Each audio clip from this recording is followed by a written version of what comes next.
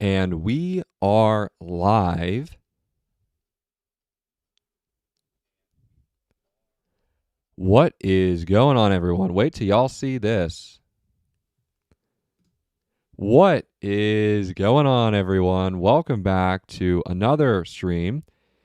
We are here again tonight. If you can notice, we made some upgrades to the show. We now have a beautiful ticker at the bottom. It's going to have where our merch is, where our socials are, a little bit of stock info on the right. That'll change with weather and some other pertinent information too. And yeah, we're going to get right into it. We're going to cover the Candace versus Andrew Wilson debate. I know a lot of you saw it. Maybe you haven't. But we're going to do probably a part 1 and part 2, at least as of now. So tonight will be part 1. I know it's a 4-hour debate. So, yeah, once everything sounds good and things like that, we're going to get right into it. So, you guys, thank you for being here, supporting our show as per usual. And yeah, guys, let's get right into it. So this debate was crazy. I'll give my analysis throughout, but let's get into it.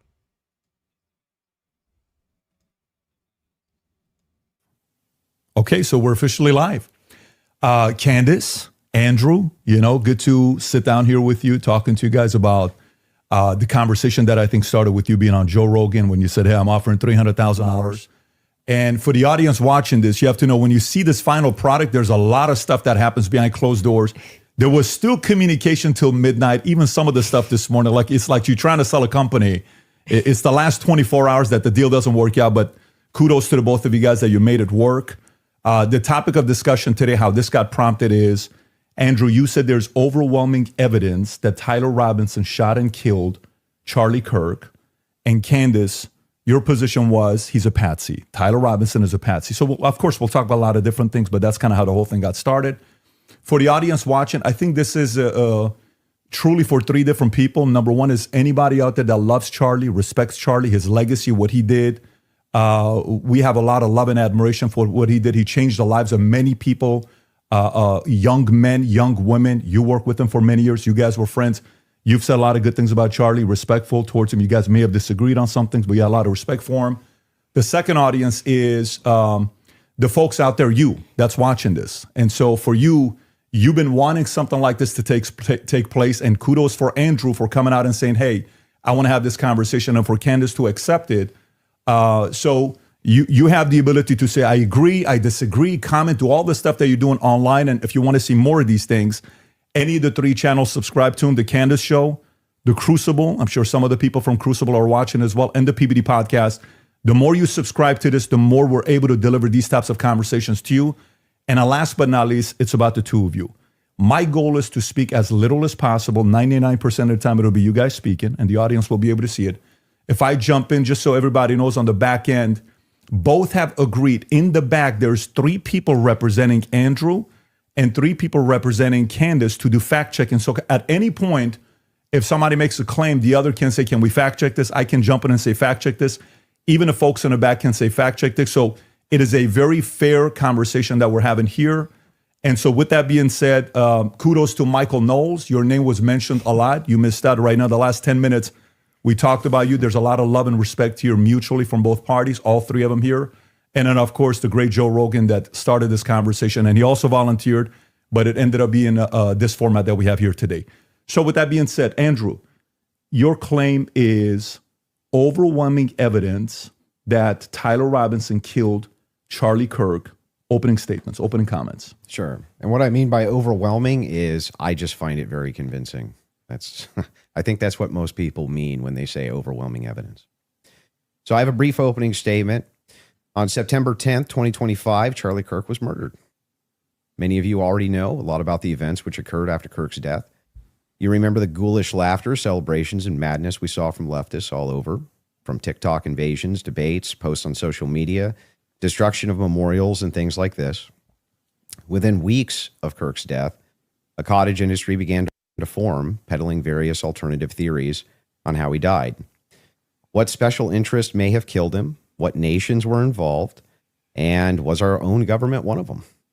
Because this was the first nationwide traumatic event in Gen Z's lifetime, the demand for answers was severe and palpable. The leading theory from the conspiracy verse is that Israel worked with the United States government to murder Charlie Kirk. Within a day or two of Kirk's death, Ian Carroll claimed that Israel killed Charlie Kirk, and the conspiracy caught on like wildfire. This theory was built on one misleading piece of evidence, that in his final days, on or around September 8th, Charlie sent a text message reading, "Jewish donors play into all the stereotypes. I cannot and will not be bullied like this, leaving me no choice but to leave the pro-Israel cause." This was sent in the context of a platforming dispute regarding Tucker Carlson. From this scintilla of misleading information, it was speculated that Israel killed Charlie Kirk because he would have successfully opposed the Iranian war. Now, that's a fun theory, and who doesn't like a good, fun conspiracy theory? I like them. But there is no evidence that Israel actually killed Charlie Kirk. And if Candace has some, I'd like her to actually show it to me. I'm open to suggestions, but to date, there hasn't been any. There is, however, tons of evidence that a leftist killed Charlie Kirk, just as Charlie feared they would. I believe Charlie Kirk, and I have the receipts. No, I didn't have a dream where he came to me and told me that the left killed him. No, he didn't come to me a dream and say, Candace Owens betrayed him. That never happened. In fact, I don't need dreams of any kind because I hold in my possession never before seen messages from Charlie Kirk to his security team on September 9th, 2025. I'm going to share the message with you today, which is the first time this information's ever been publicly revealed. On September 9th, Charlie's security team wrote to him, "Yes, law enforcement has been fully supportive and agreed to a security plan and posture. Tomorrow's event will be covered by both my team and the campus PD. If additional support is required, patrol units will be available. I have 11 on site." Charlie responded with this, "Okay, great. Remind them that they are there for one person's security only, because I'm somewhat worried the left is trying to kill me." That was a message sent September 9th. Whatever could he have meant by that? Well, I think he meant exactly what he said, that he was worried the left was going to try to kill him. Now, we'll discuss this more later on in the debate, and maybe I have more never-before-seen evidence that exposes just how wrong and, in my opinion, idiotic many of these conspiracy theories have been. But that's what happens when you rely on what's called the evidence of the gaps. In other words, they don't have evidence, they seem to just make up evidence. And what did they make up? Well, in my opinion, kind of whatever lined the pockets. And I think it's ghoulish to profit off of the death of a good man. But we came here today to debate, and so let's get to it. The debate topic today is 1, my belief that there's overwhelming evidence that Tyler Robinson killed Charlie Kirk, and 2, Candace's belief that there's overwhelming evidence that Tyler Robinson was a patsy and didn't kill Charlie Kirk. In sum, the audience is going to decide who has more evidence supporting their theory. My theory is that the state is correct that Tyler Robinson is the killer, at least based on evidence so far, and Candace's theory that Tyler Robinson is not the killer and he's a patsy set up by the feds. To be clear, this is not a question of reasonable doubt. If it was reasonable doubt, and that's all it was, and that's all Candace was proffering, I wouldn't even be here having the debate with her. It's fair to have doubts, as the trial has yet to occur, and the state hasn't even begun to try to prove their case beyond a reasonable doubt, but Candace makes a more forceful claim. She claims that there's more evidence that Tyler is not guilty of murder and was set up as a patsy than there is for the state's case, and I just think that that's absurd. And she will not be able to demonstrate that in any way. In fact, she has almost no real evidence at all of her theory, whereas my theory is supported by compelling witness testimony, physical evidence, multiple confessions, all of which are independently compelling, but which are even more convincing as each piece of evidence corroborates the others. You'll notice the term overwhelming was included in both theories. This is because Candace demanded I defend my use of that term, which I think is fair, in describing the evidence against Tyler Robinson. She, on the other hand, only wanted to defend her theory as merely viable. That is, until I showed her clips in which she said she believed the evidence of her theory, that Tyler Robinson's a patsy, was supported by overwhelming evidence. Only then did she agree to defend that position. Regardless, we're both defending the claim that there's overwhelming evidence on our side, so it's worth defining that term.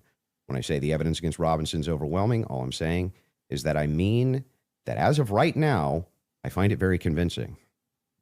I see almost no evidence at all, only speculation on verified claims and suggestions of things that could merely be hypothetically possible. Dreams, vibes, feelings, things like this. Almost done, by the way. I have no problem defending the state's case and welcome Candace bringing up any challenges she would like. But if I'm honest, the reason I was willing to pay the $300,000 for this debate was to finally have a chance for someone to demand Candace be held accountable for the unbelievable theories and claims she's been making. Candace's investigation is indistinguishable from a leftist operation. She couldn't be doing more damage to the right if she were trying. She uses her considerable platform to relentlessly attack one of the most influential conservative outreach organizations for young people, and she's making a mockery of the online right-wing commentary class. She's harming Republicans in an election year by dividing them. She's attacking the very organization Charlie spent his life building, and she's attacking the people he loved, including his wife, and it cost me $300,000, but today I hope that she finally answers for some of that.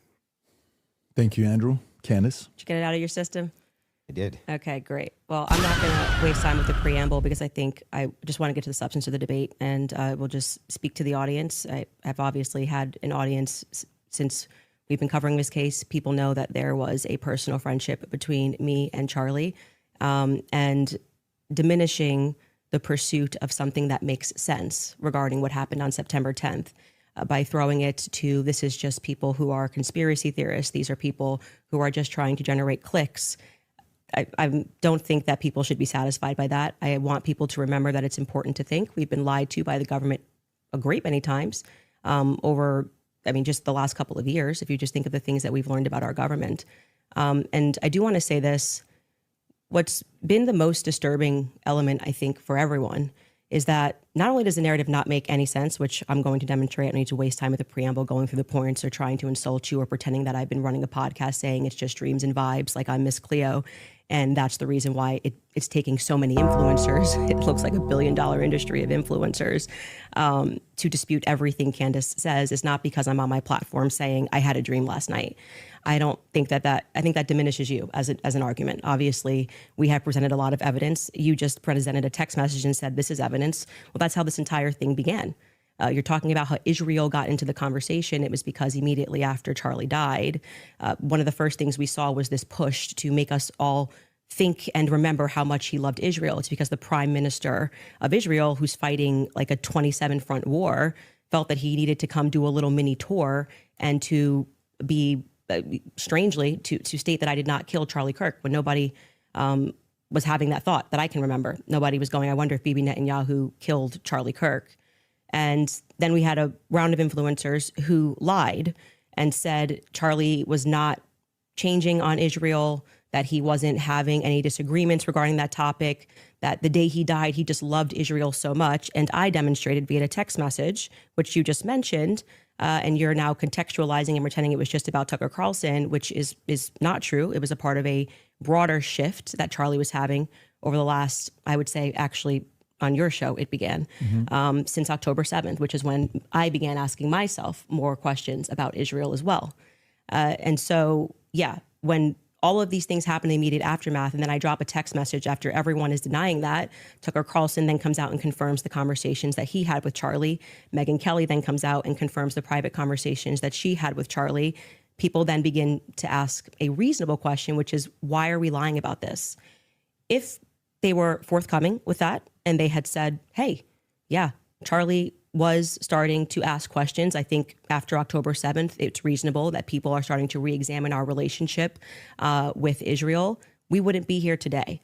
But it has been lie after lie after lie, debunk after debunk after debunk. Yes, I did share that I had a dream that Charlie was betrayed. It's not a dream anymore. It's a reality. I look at what the organization has become, the people that they are partnering with, the lies that they are telling, the extraordinary people that they're sending out to say that I hadn't speak to Charlie since 2018, and it begins to look like a conspiracy. And just as a historical fact, that entire term was created by the CIA to gaslight people after the assassination of JFK.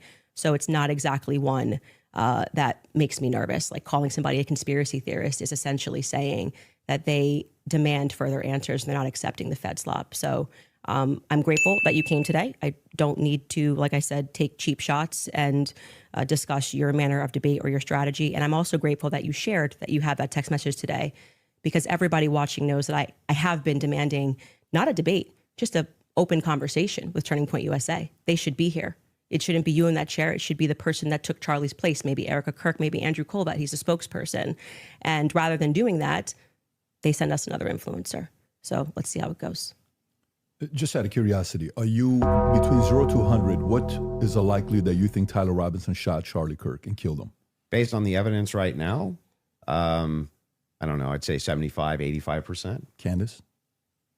0%. 0%. I'm at 0. So with what we've seen in terms of the evidence, I'm at 0%. So not only, that maybe somebody was behind him as a patsy influencing him, you're not even saying that he didn't even shoot Charlie Kirk. Right. And kill him. I would, if you said, was he involved that day, as Right. I have consistently said on my platform, I would say yes, he was.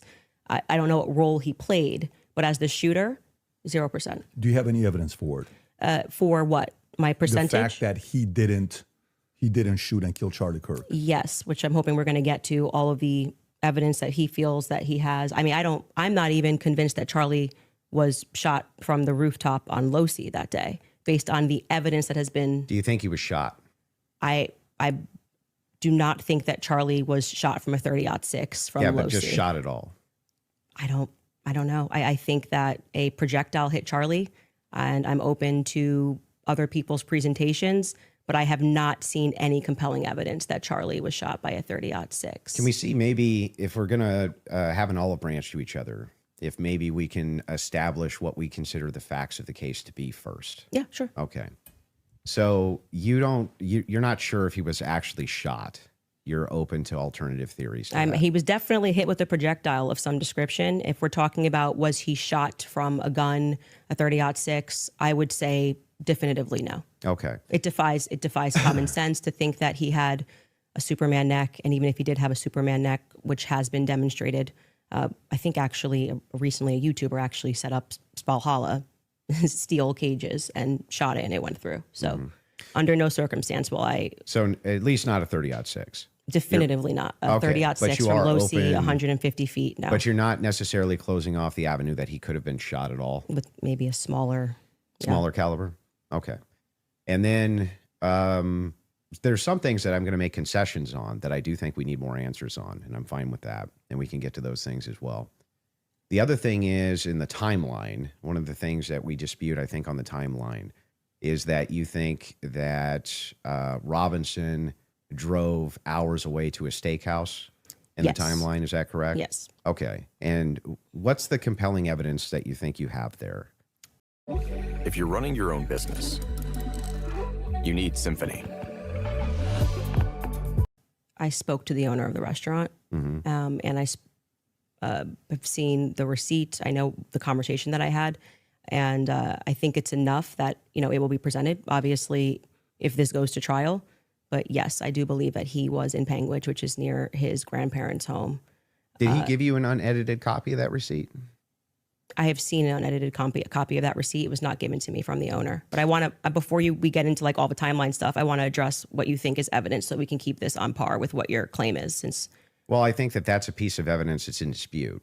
And that's why I'm... yeah, but because if we're not trying to get establishing to the whether there's timeline- overwhelming evidence that Tyler Robinson did this. Yeah, so if you whether want to then use starting the first, with if you want to use the first part of that for the internal critique, yeah, for you, we should that's go fine. over the actual Okay, evidence that so we feel. The first reason that I think it's compelling evidence is that Tyler Robinson's rifle was found near the crime scene.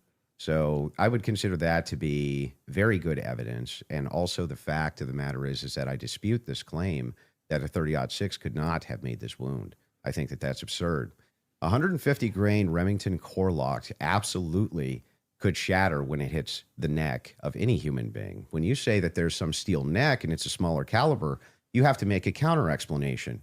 Why wouldn't a smaller caliber also go through bone? It could. I didn't say it can't. Right, exactly. So if that's the case, then ammunition is going to be the critical key here. And if we have frangible ammunition, which we do in this case, a flex tip round, well, I'm sorry, not a flex tip, a soft point round from a 150 grain Remington core lock, that's just a small jacket that goes around the actual lead piece.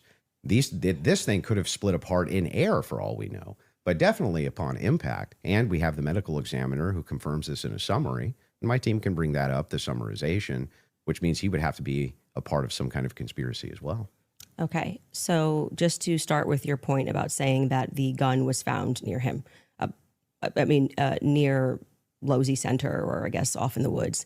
that gun, did you watch the testimony? Did you watch the preliminary yeah, we hearing? covered it live. Yeah. Okay, so forgetting what the summary of the medical report was, did you watch the testimony that was given by the Caitlin Oliver, the ATF woman, Samantha Carner, any of those people who went into the science of Yes, I recall. You're talking about the bullet when they- analysis? Yeah, when they went into the DNA. Okay, so that's kind of the most relevant part. Okay. I'm not denying, I've never denied on my platform or anywhere else that a gun owned by Tyler Robinson was found near the crime scene, right?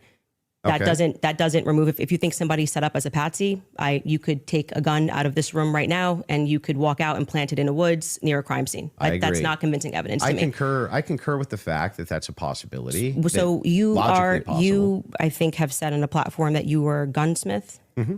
Okay, and for how many years? many years. For many years. Mm-hmm. You also said that you were an Army sniper. I wasn't a sniper in the Army. Okay. And I never said that. By the Sorry, way. your wife tweeted that you were an Army sniper. Yeah, I don't know. Like 15 years ago, she said something. Does it She said change that 15 years later? She said that it was colloquial. So I Army don't- sniper is a colloquial term? Yeah, I was never an Army sniper. Okay. What did you do in the Army? Did you teach this? She then I corrected it and said you taught rifles in the Army? No, I didn't teach rifle. No, I taught rifles as a private citizen. Okay. Mm-hmm. And I was an NRA instructor for many Okay. years So, alongside my gun shop. As with your expertise, Mm-hmm. when she gave testimony on the stand, Samantha Carner, that there was dust and there was debris that was found in the gun barrel. Yep. And then when we had the person who, and this was, I believe, Caitlin Oliver, who explained painfully about the DNA, the prints. Well, let's start with a point at a time. I'm not done. You said something, so I'm going to finish my thought, right? You don't want to do a point at a time? No, well, sure. If you want to respond to, Well, I but wanted I to want you to start respond with to the 2 points. debris. I want you to start with 2 points. Okay. Dust and debris in the gun barrel. Yeah. Secondly, the fact that there were 5 sets of prints, 5 plus actually by the end of the testimony, 5 sets of prints for which we already had the woman who worked for the FBI forensics testify that above 2 prints, if you're taking a sample, it's no longer a science, right? She testified that when they took the sample of what was on the trigger, they saw 5 plus prints. And among those 5 plus prints, Tyler Robinson's was the most degraded. So I would like you to explain how Tyler Robinson's prints could be the most degraded when she said, actually, you could have DNA on something that you've touched. You could have DNA on something that you've never touched. And to get DNA degradation, they've looked at pieces, items 20, 40 years on that don't have degradation. Yet Tyler Robinson's prints, amongst 5 plus other prints, were the most degraded on that weapon. Yeah. So let's get into all 3 of the claims. First, with debris. When it comes to debris, firing a rifle doesn't always blow the debris out of the barrel. Okay, So- you think there could be debris and dust. Yeah. He just fired the weapon. Sure. Okay. Not only that, he left it in a forest. Now, I don't know if you agree with me, but if you leave a rifle in a wooded area, it's also possible that debris could get in that way. But I'm not even sure that that's what the case is. I think it's far more likely that he fired the shot, it just didn't blow all the debris out, and it often doesn't. You'll find this if you take Grandpappy's dirty rifle and it's all dusty inside the bore and you go fire it, you'll often look down the bore and there's still dust. Okay. Happens all the time. Okay. And the prints? Yeah, so the prints, we don't know all of the details on just yet. We do. It was excruciatingly long. Testimony on the prints. We don't, because they haven't gone to trial, so we don't know on the print front. But Tyler Robinson's DNA was on there. You made the claim that Lance Twig's DNA was on there, and it was not. Well, when she gave the testimony, no, hold on. First, let's go to your first point because that's wrong. We can get a fact check on that. What do you mean we don't know until it goes to trial about the degraded prints?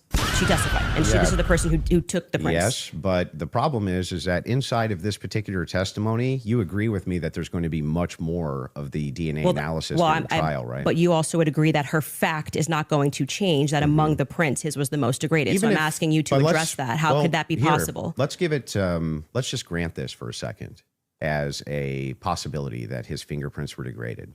It's not a possibility. It's a fact. The person who took hang it. on. I'm just granting it for the sake of argument. You should grant it because it's a fact that so she now, presented. So now it's granted. So what? What do you mean, so what? Yeah, so what? What does that prove? It proves that if his prints were the most degraded amongst 5 of them, you're going to have to explain how that's possible if he's the one that recently fired the weapon.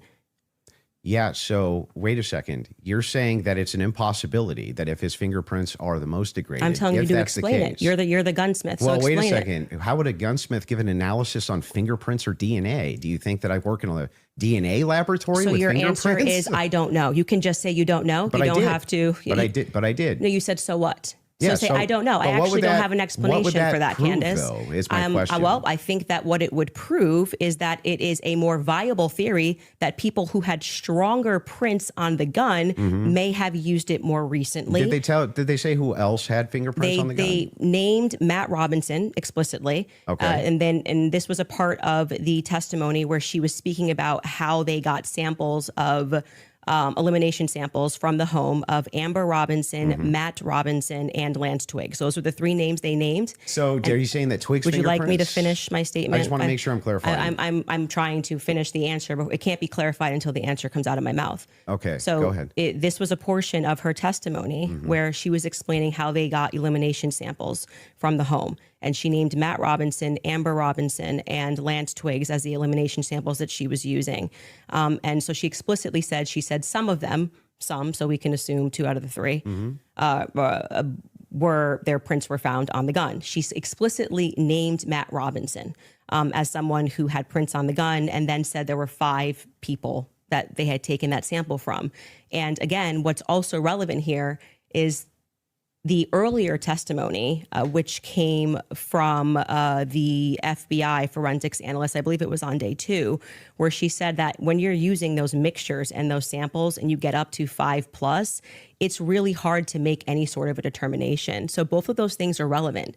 If you can't explain why his prints are the most degraded and you're saying he is the shooter, it's not really a so what. It's an open-ended question that people have a right to pursue. It's not a conspiracy. It's actually proof of my claim that there is evidence that he was set up as a patsy. That wouldn't prove anything about him being a patsy. It said it's evidence to support the claim that he could have been set up as a patsy. So this is why I said earlier, so what? Because even if it's the case that this doesn't have an explanation for it yet, that doesn't actually give you any evidence in your corner for Tyler Robinson being a patsy. Okay, hang on. I didn't cut you off, right? You would need to actually explain how this would demonstrate Tyler Robinson. This is tied into Robinson being a patsy.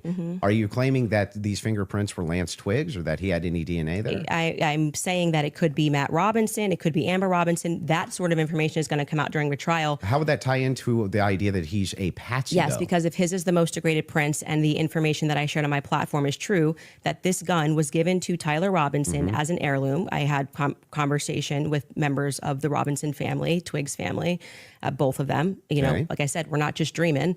And if we're having those conversations and they told me that gun was only given to Tyler Robinson because it was a family heirloom. Okay, so it was his grandfather's gun or great-grandfather's gun. Okay. I don't remember the difference. I don't remember which one it was. And so he got it because he's the firstborn. So, but he's not much of a shooter, is what I was told. And so he has this because he inherited it, essentially. So if I get something from my grandpa and I put it up on the shelf and I own this, you could see that could be. How do we get to the patsy part? You don't let me ever get to the end of the sentence. So how could we get to the patsy part Okay, if I can't I'll get wait. to the end of the I'll wait sentence? patiently till we get to So the that patsy could be a part. reasonable explanation as to why there was dust in the barrel, because he doesn't often shoot this weapon and he is indeed a fisher. And it could also be a reasonable explanation for why we have Matt Robinson's prints on this. Obviously, Lance Twiggs, even if he has prints on things, they live together. That doesn't really mean anything. But that could demonstrate that somebody took his weapon and put it somewhere. His prints are the most degraded. Somebody else's prints, there's more presence of somebody else's prints. And that could demonstrate that somebody is taking items from his house and putting it into various places. But it also could demonstrate nothing. So the problem that you have here is that this is pure conjecture. No, this is not evidence that Tyler Robinson is a patsy. It's only evidence that you have conjectured up that, if it's the case that these are the more degraded prints, then therefore that means must be patsy because dad's fingerprints on gun. I didn't say must be Describe patsy. how this actually links in to Robinson being a patsy. Okay, I just described that for you, so I can explain it to you, but I can't understand it for you, so I'm going to move on from that. But to just go back to your point about this is not evidence, you can't make that claim because the entire basis for why you think that there's evidence for Tyler Robinson being the person that took the shot is based off of a hearing under Utah 1102 rules, meaning that they are doing the exact same thing that I am doing.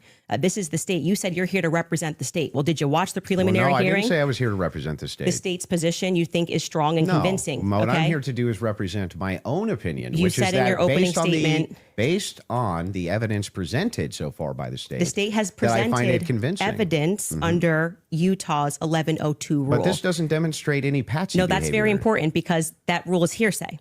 So you can't say at the same time, Candace, you're not allowed to. And what that means under the Utah rule, which I'm sure you know, because I'm sure you watched the preliminary hearing and yourself understand what that means, is that the entire hearing was hearsay. It means none of that information that was presented is going to be allowed. The majority of it, the overwhelming majority of it is not going to be allowed at the trial. They're allowed to present when it's just a probative hearing. I don't think all the evidence that was put in was hearsay. Okay, you didn't watch this case. But not only that, no.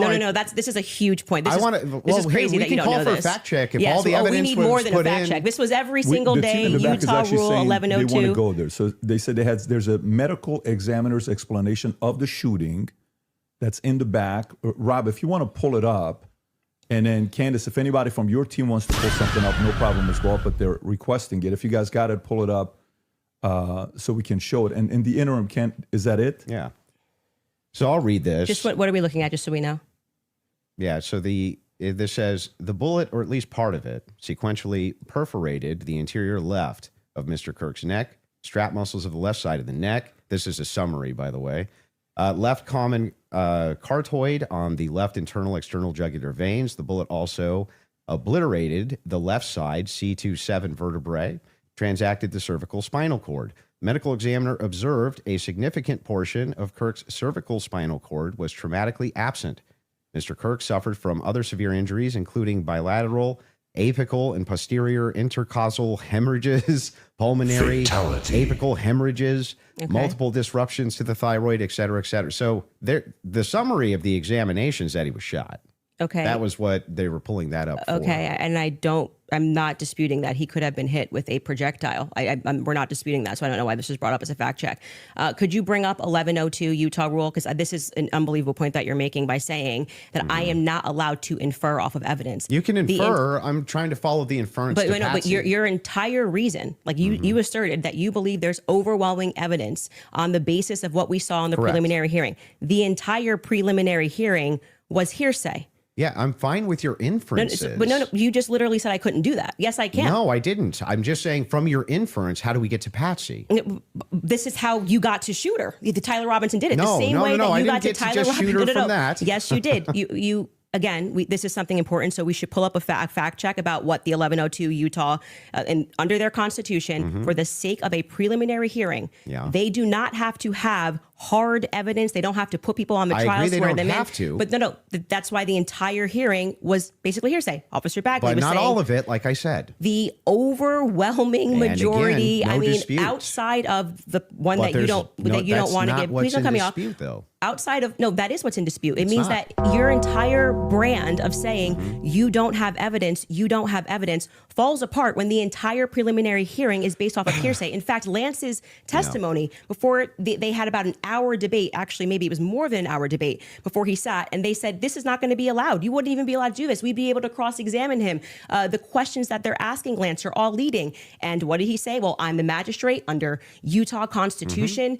1102. It is my job to allow all of this so we can see if the state has enough here that we can then move to a trial, which will then, they would not allow this stuff. They would say we get to cross-examine Lance. Lance just can't willy-nilly say. I'm not disputing. But the entire substance of your argument is that people can't infer off of evidence. No, that's what you're saying to me. When you say, Candace, here, you can't give talk you the about the degraded argument prince, which is a fact. Yeah, I'm not saying that. And then infer off of that Didn't say that Tyler could have been a patsy. You're just literally making stuff up. So here's what the position is. I'm asking this. I'm saying that I think you. Let's pull that up. Let's pull that up. I am doing.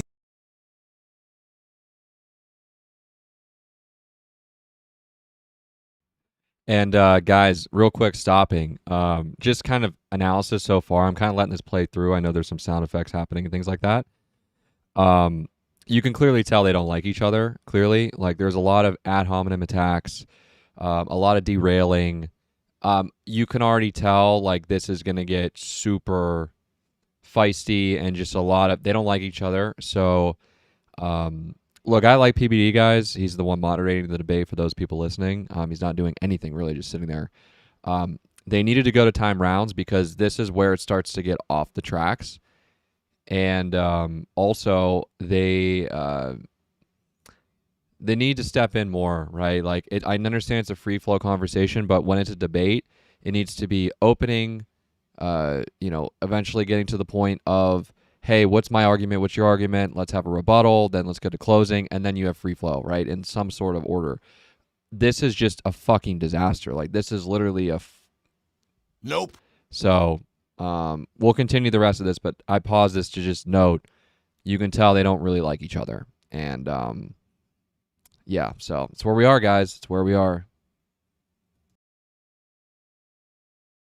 Exactly what the state did. I am looking at a piece of evidence, and I am saying. But you're not showing me how you get there. Can you from describe to the audience what Rule 1102 so this, means? just so everybody who's watching this at home understands what I am saying, even if he doesn't. What Andrew is arguing is that I don't have the right to extrapolate from a fact like just making it up. Just purely making it up. I'm asking based on Andrew. Based on can your I show my inference. evidence? You just showed yours. Reliable hearsay. You'll get a chance. Reliable hearsay in criminal preliminary examinations. The entire preliminary hearing that you just saw was on the basis of reliable hearsay. And what that means essentially is the people who are making the statements can just say, Patrick told me that he did this on Monday. Patrick's not here. And that is, they can allow that into the hearing. That's just because it's just meant to be probative.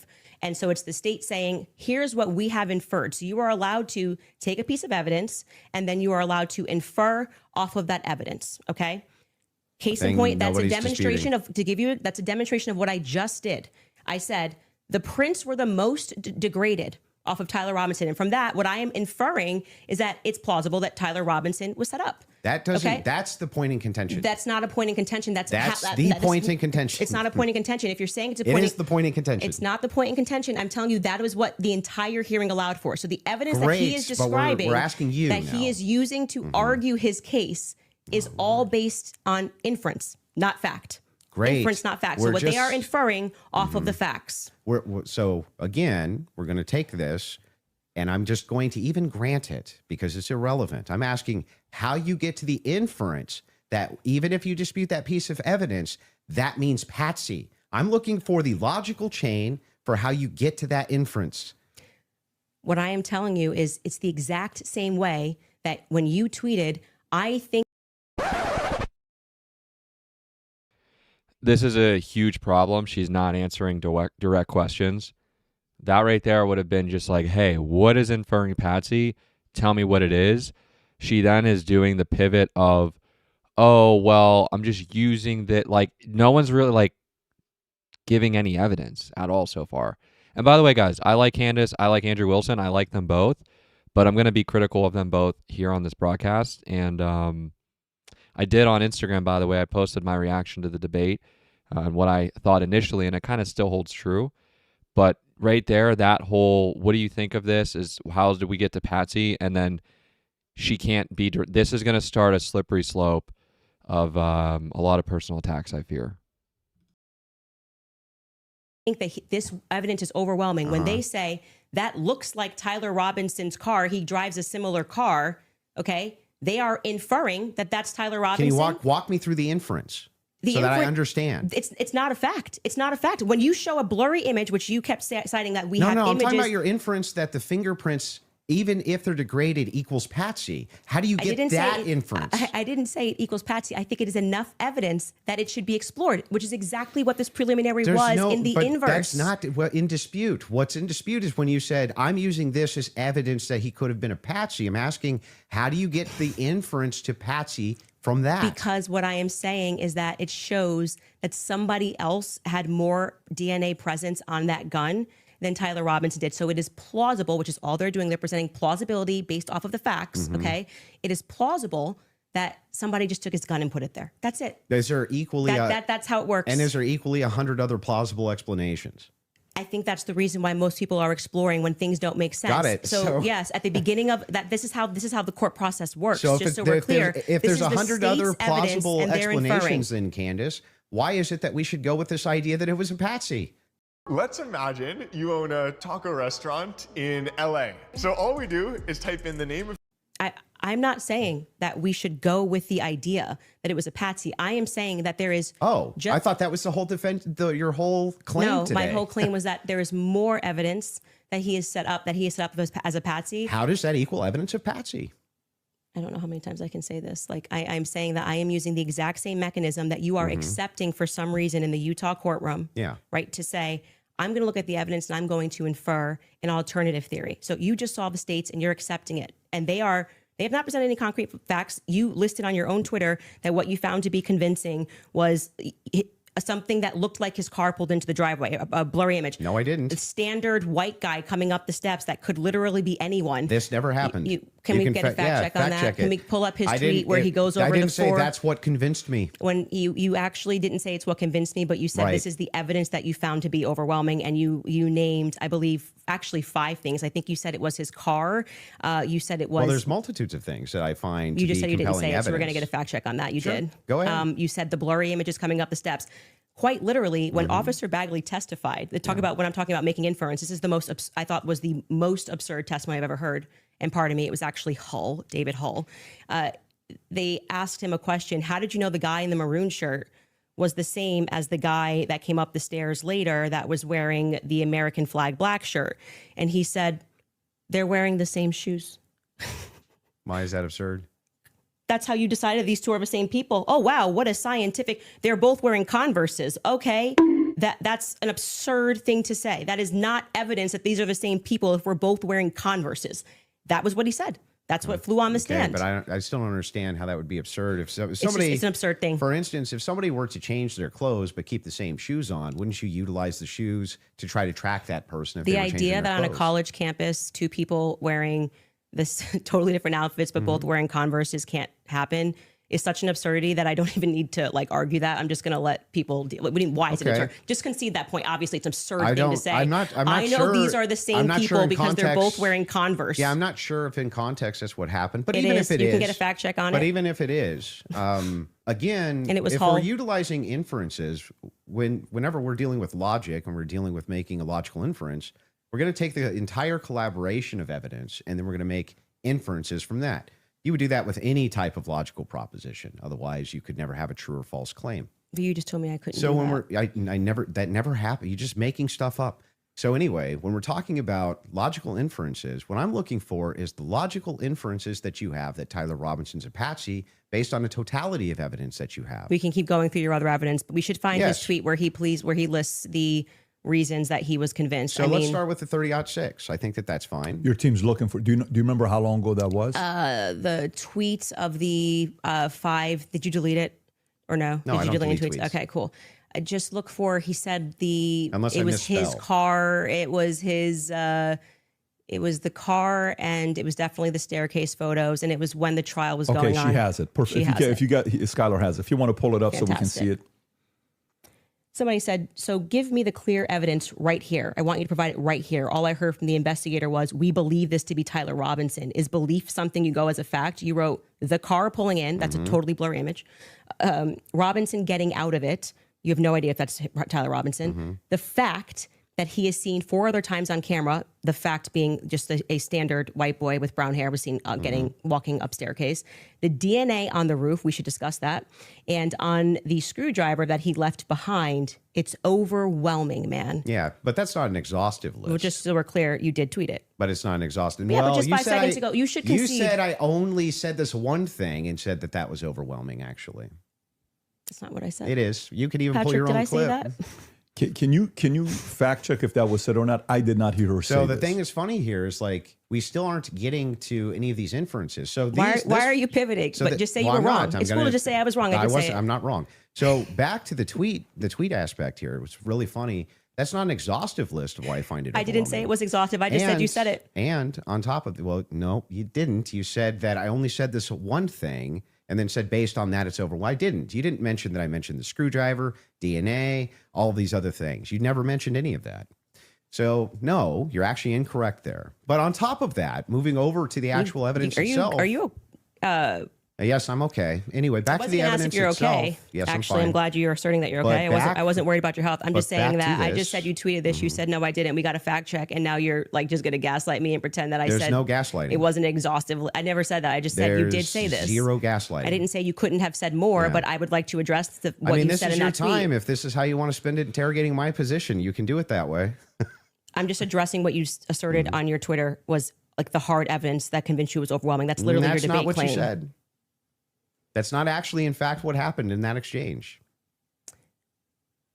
I was here for it. So what's your position here? Yeah, so my position is that based on all of the evidence, which has been demonstrated, at least all the evidence to my knowledge, that I am actually not seeing anything that's compelling as an alternative theory. I'm not seeing anything which is convincing me of something otherwise than what the state is presenting as evidence. That's my position, if Okay. that's what you're asking me.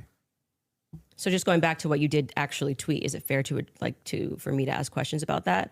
That's Is that the evidence. only tweet you're going to ask me about? Well, we're addressing your claim that the evidence is overwhelming, and this is a tweet where you listed what you felt was overwhelming. I think that's fair, but not right? I feel like sure, that's fair. but not exhaustive, just so you know. And I never said it was Okay. exhaustive, Go even ahead. though you said I did. Sure, whatever you want. But yeah, so going back to that, all of that, as you say to me, well, Candace, why are you addressing and making inferences off of the testimony? No, I never asked you why.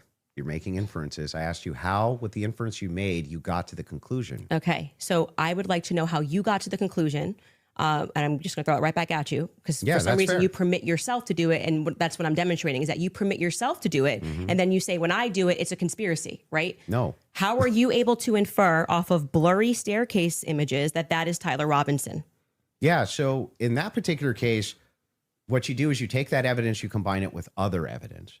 So it's not just that Tyler Robinson is seen in the staircase. Why are you calling him Tyler Robinson in the staircase? That's what I want to get to. Yeah, because, I mean, we'll just use this. If you don't agree that that's Tyler Robinson, then you would just have to humor me. I think it is, so I'm using the name. But why do you think it is? Because you make everybody, you call them literally conspiracy what I'm trying theorists. to explain to you. Okay. So if you're asking for my inference why I think it's Tyler Robinson is because Tyler Robinson said in his text messages, you'll be able to see me on security footage at the campus. Said it in his own messages. On top of that, twigs, yes, you can pull them up if you want to fact check that. He did say.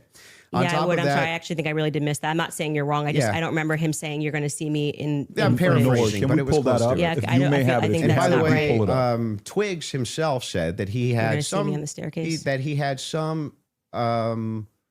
Maybe a tiny bit of doubt, but it sure looked like Tyler Robinson inside of this various surveillance footage that he saw.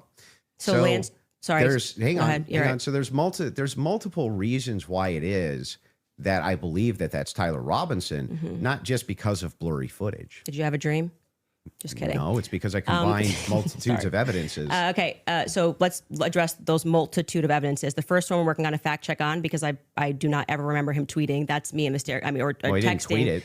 Texting that's me in the staircase. I think that I I didn't say that. I said I literally didn't. What I said is that he texted over, "You'll be able to see me in footage at UVU," and I'm paraphrasing, but that's what he said. Yeah, could we get a fact check on that? You The can find second it. thing you said was Lance's testimony, and actually what Lance says is, I'm not 100%. I agree. But in terms of what he wears, again, pointing out the absurdity, Mm-hmm. he wears Converses, he wears sneakers. Mm-hmm. If his boyfriend is not 100%, I'd like to understand why Andrew Wilson is overwhelmed by it. That's what I'm trying to get to. And lastly, I would like to remind you that Lance's statement would not be permitted. This was a huge part of the preliminary hearing, that they were leading. All the questions that were asked of him were leading, so they would be struck down at the actual trial.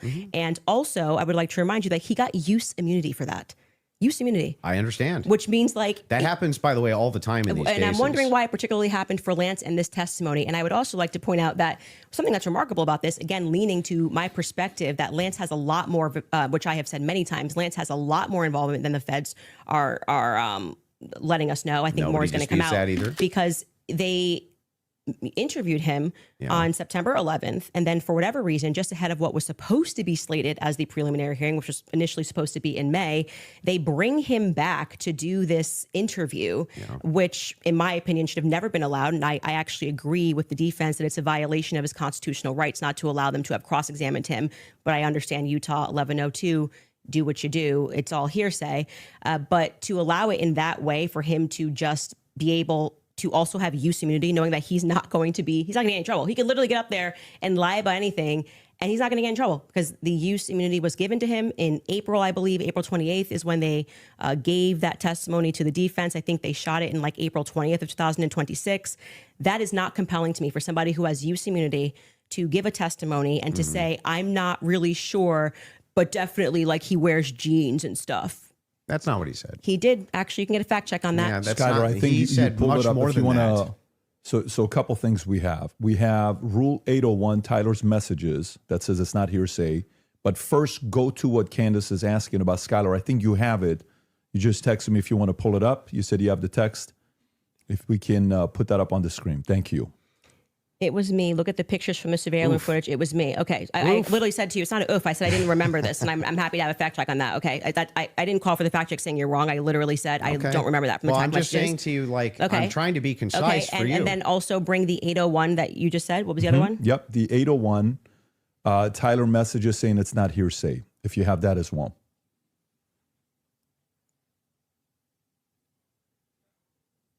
There you go.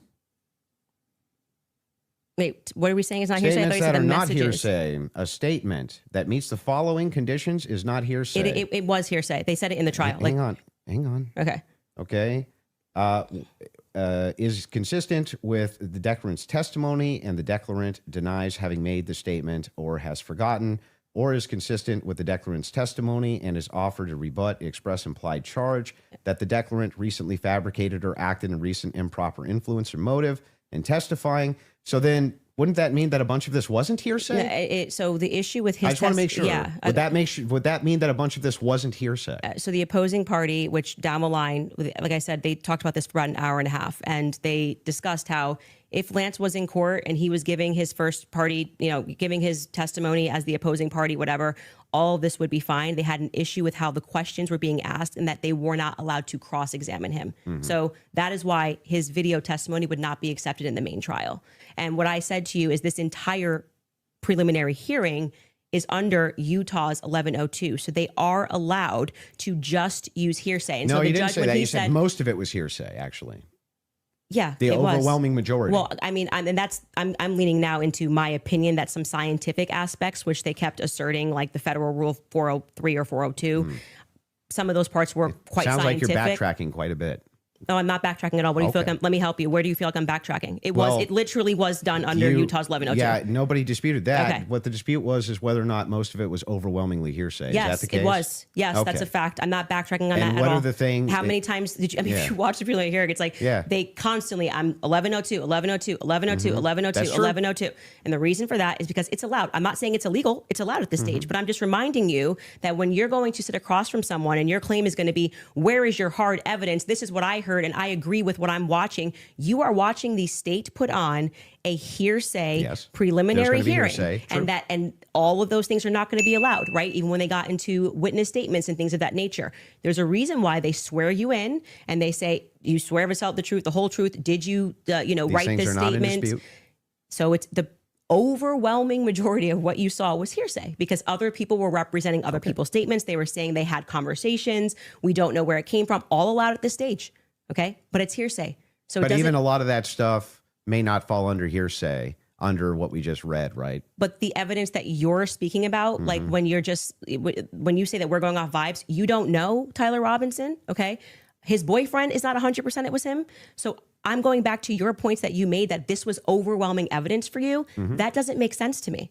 Well, overwhelming just means You can't convincing. consider another option that there Well, could have been hang another on. Do you white agree guy with me wearing that I- Converses on campus? Yeah, do you agree with me that I said that what overwhelming means to me is that it's just very convincing to me? Yeah, and I find it to be completely unconvincing. And that's fair. I Because understand that I you looked can at those find- blurry photos Yeah. that they presented and said, "You're."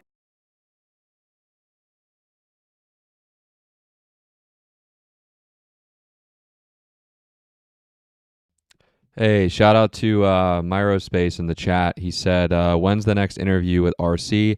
I don't know. I haven't talked to him. For those of you that don't know, we did a pretty big interview with the Right Corner a long time ago. He's pretty popular on Instagram. The social space is kind of just going at the feminism and liberalism. So I don't know when that is. I haven't talked to him.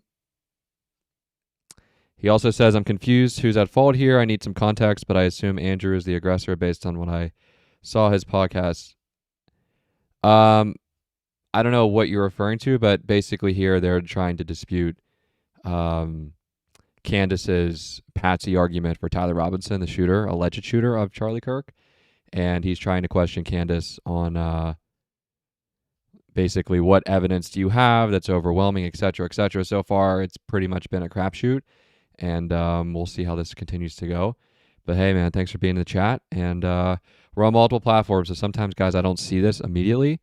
But yeah, guys, thanks for being here late night with us, as per usual. Back to the show. Your statement on right now is that he's wearing Converses, and he also that's just crazy. But these aren't to me. the evidences that I find the most convincing. Well, you said that in your Twitter.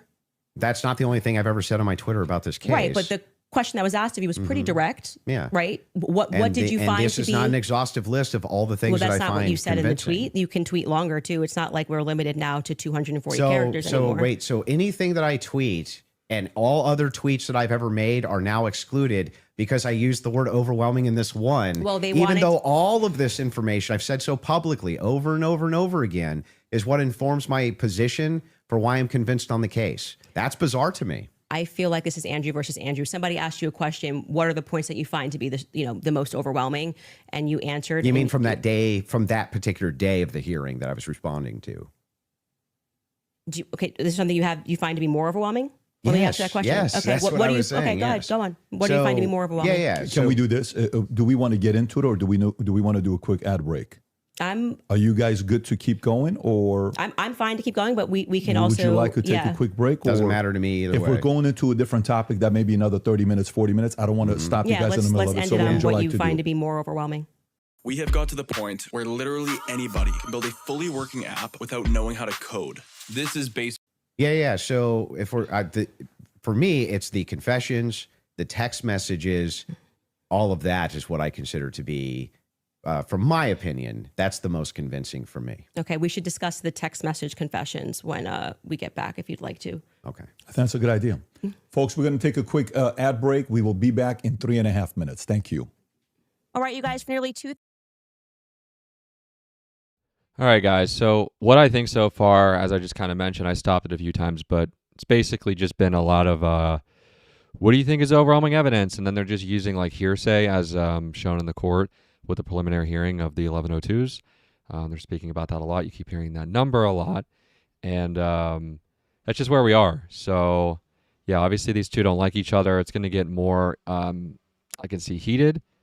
But at the same time, like, just because someone has text messages and there's video, it doesn't prove anything. Someone could have thrown those text messages on there. His phone could have been hacked at the same time. Like, we're in a digital space now. We don't know. Like, nobody knows. And the fact that after this debate, they ran a poll, and I think it was like 52-48. I can't remember who was in favor of, but it's too close to walk away from this being like, well, I know exactly what happened at the shoot. It's like nobody knows. And the fact that we don't know is precisely the problem, and it's giving a lot of oxygen to the people that have the alternative theories.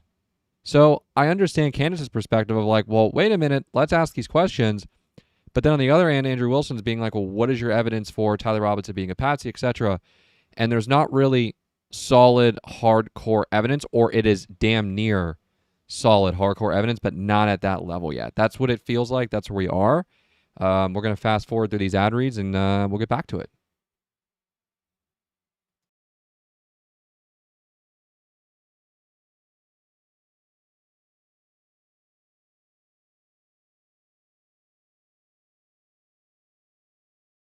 They want to control it. This is free for all. This is what's best for the audience. That's why we like freedom of speech. Having said that, let's go back into the text conversation you were having, right? Okay. Let's stay there, and then we'll go into the cross-examination stuff in about 30 minutes. Okay. That sounds fair.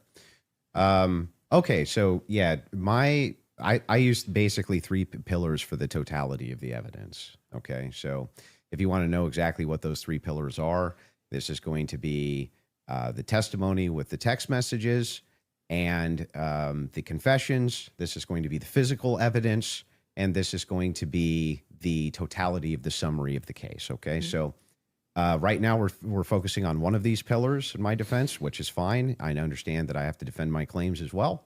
So when we're talking about the messages themselves, they seem totally valid. I have no idea why they wouldn't be valid. And I have not heard any good explanation for why it is that these messages should even be questioned. The defense hasn't questioned them, as far as I'm aware. Nobody has actually questioned that these messages came from Robinson to date, except perhaps you and other people who are kind of in that camp. But why should I question these exactly? I'm not sure. Okay, so first let's just go over legally what the point is of a probative hearing. The defense is not they're not there to say or to argue or to defend themselves at all. They have to address what is being presented by the state, okay? So they're not here to then say, let me give you an explanation for these text messages. Agreed. The relevant portion of what the defense did do was actually before we got to the preliminary hearing. I had mentioned that it was initially supposed to be scheduled for some time in May. They asked for an extension. That reading through those filings of why they were requesting an extension and why I actually believe their extension should have been granted, because they did not receive discovery on their text messages. That was one of the reasons. There were many reasons why they wanted to have an extension, but this was crucial, right? So forget just the general sense that these messages feel off. And yes, you are allowed to have an intuition. You are allowed to have a sense and just go, this is very weird. We're being told this kid had like above a 4.0, Tyler Robinson. He wanted to get away. I mean, the text messages almost run head to head with themselves. Like he wanted to get away with it. So he thought the best thing to do would be to text a full confession of what he did, down to what I didn't even remember, saying, yeah, and that's also me in the surveillance footage. It felt a little too on the nose. People have common sense. You just don't text message. But then we're also supposed to believe that he put a note under and burn this and get rid of the evidence. But don't worry about that because I'm about to text you a full confession. That it felt off. It felt weird off the bat. The manner in which they were texting, we're told he's like a gamer who's using a Dremel to carve expressions, catch fascist. But then suddenly he's writing like a 1700 also, as a Helldivers novelist player, he did actually get the 500K code correct. Yeah, I'm not a gamer, so we'll say that if we start debating that, you'll be way over my head. But yes, but my point being is just that first, it's a general sense of why people had a reaction to these messages that seemed like they were written by Jane Austen rather than like a kid who games and writes catch but do you see fascist. how that's intuition? That is, I just said that. I said just parking aside the intuition of just something feels wrong here, which you should follow your intuition. You should actually do that. If you say the COVID vaccine is running out, feels like it's coming out too fast and there's too many celebrities telling me to do it, I'd like to take a pause. That's good. That is, you are allowed to do that. I believe in intuition. But hang on. Let me respond a little bit here because you've been going for a minute. Let me at least respond to a little bit of this. So the first thing is like when people bring up the COVID vaccine, not trusting the COVID vaccine en masse was the science. That wasn't just intuition. That was the science. There was tons of competing science. Now, they tried to suppress it. That's true. But there was tons of competing science for why you shouldn't take a risky mRNA vaccine and masks and things like this. Kept telling us was 100%. Now, when you're talking about intuition, though, when you say trust your intuition, I'm actually giving a different message.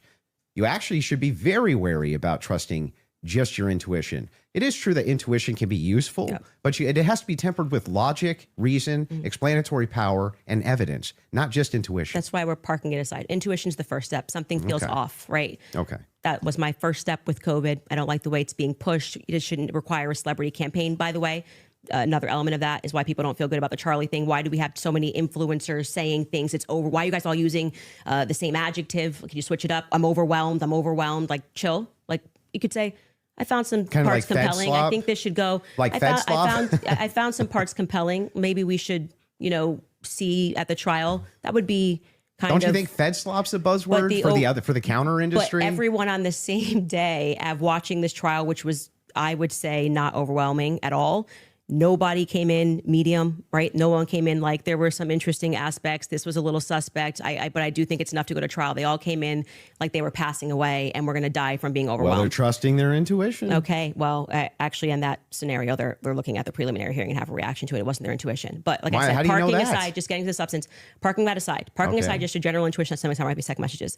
Then we look at the filings, which came from the defense, and they were requesting an extension saying, we have gone to the prosecution and we have requested all of this stuff in discovery.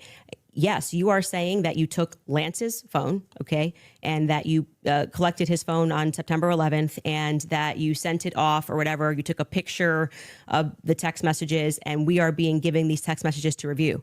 Crucially, Kathy Nestor said, I have not even been given access to my client's phone during this hearing. She said, I haven't even been given access to my client's phone. She can't tell you, as a part of their discovery request, is it's not enough to say to me, Candace, I just got a text message from Candace, and I say, I didn't send that text message. Maybe that's what her client's saying. We don't know because we're not at the trial, right? Maybe he didn't send those messages. Could there be someone who logged into his Discord? Could there be someone who logged in to his Apple? George could be sending text messages right now. We are married. He has every login that I have. And remember, he's up for a death sentence. So if I'm able to sow reasonable doubt with common sense, he may come during the trial and when they actually have to address these points, say, I did not write those messages. I was here. Lance, my boyfriend, was logged into my phone, logged into my Apple ID and my iCloud sending messages. I know that we have the capability because my husband does it. He has the capability to send messages from my phone. It is not convincing to the public when, for whatever reason, the FBI combined with the SBI, it was not the prosecution's fault. They made that clear during that hearing, would not allow them that discovery request to be able to see where did that message come from? Because you're saying my client was here, right?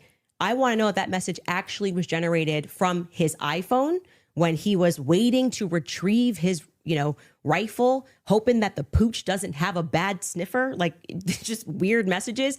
I want to make sure that, yes, it was actually him. He was holding his phone and his boyfriend didn't just log in to his computer when he was home. Lance was his boyfriend. That is a crucial fact here.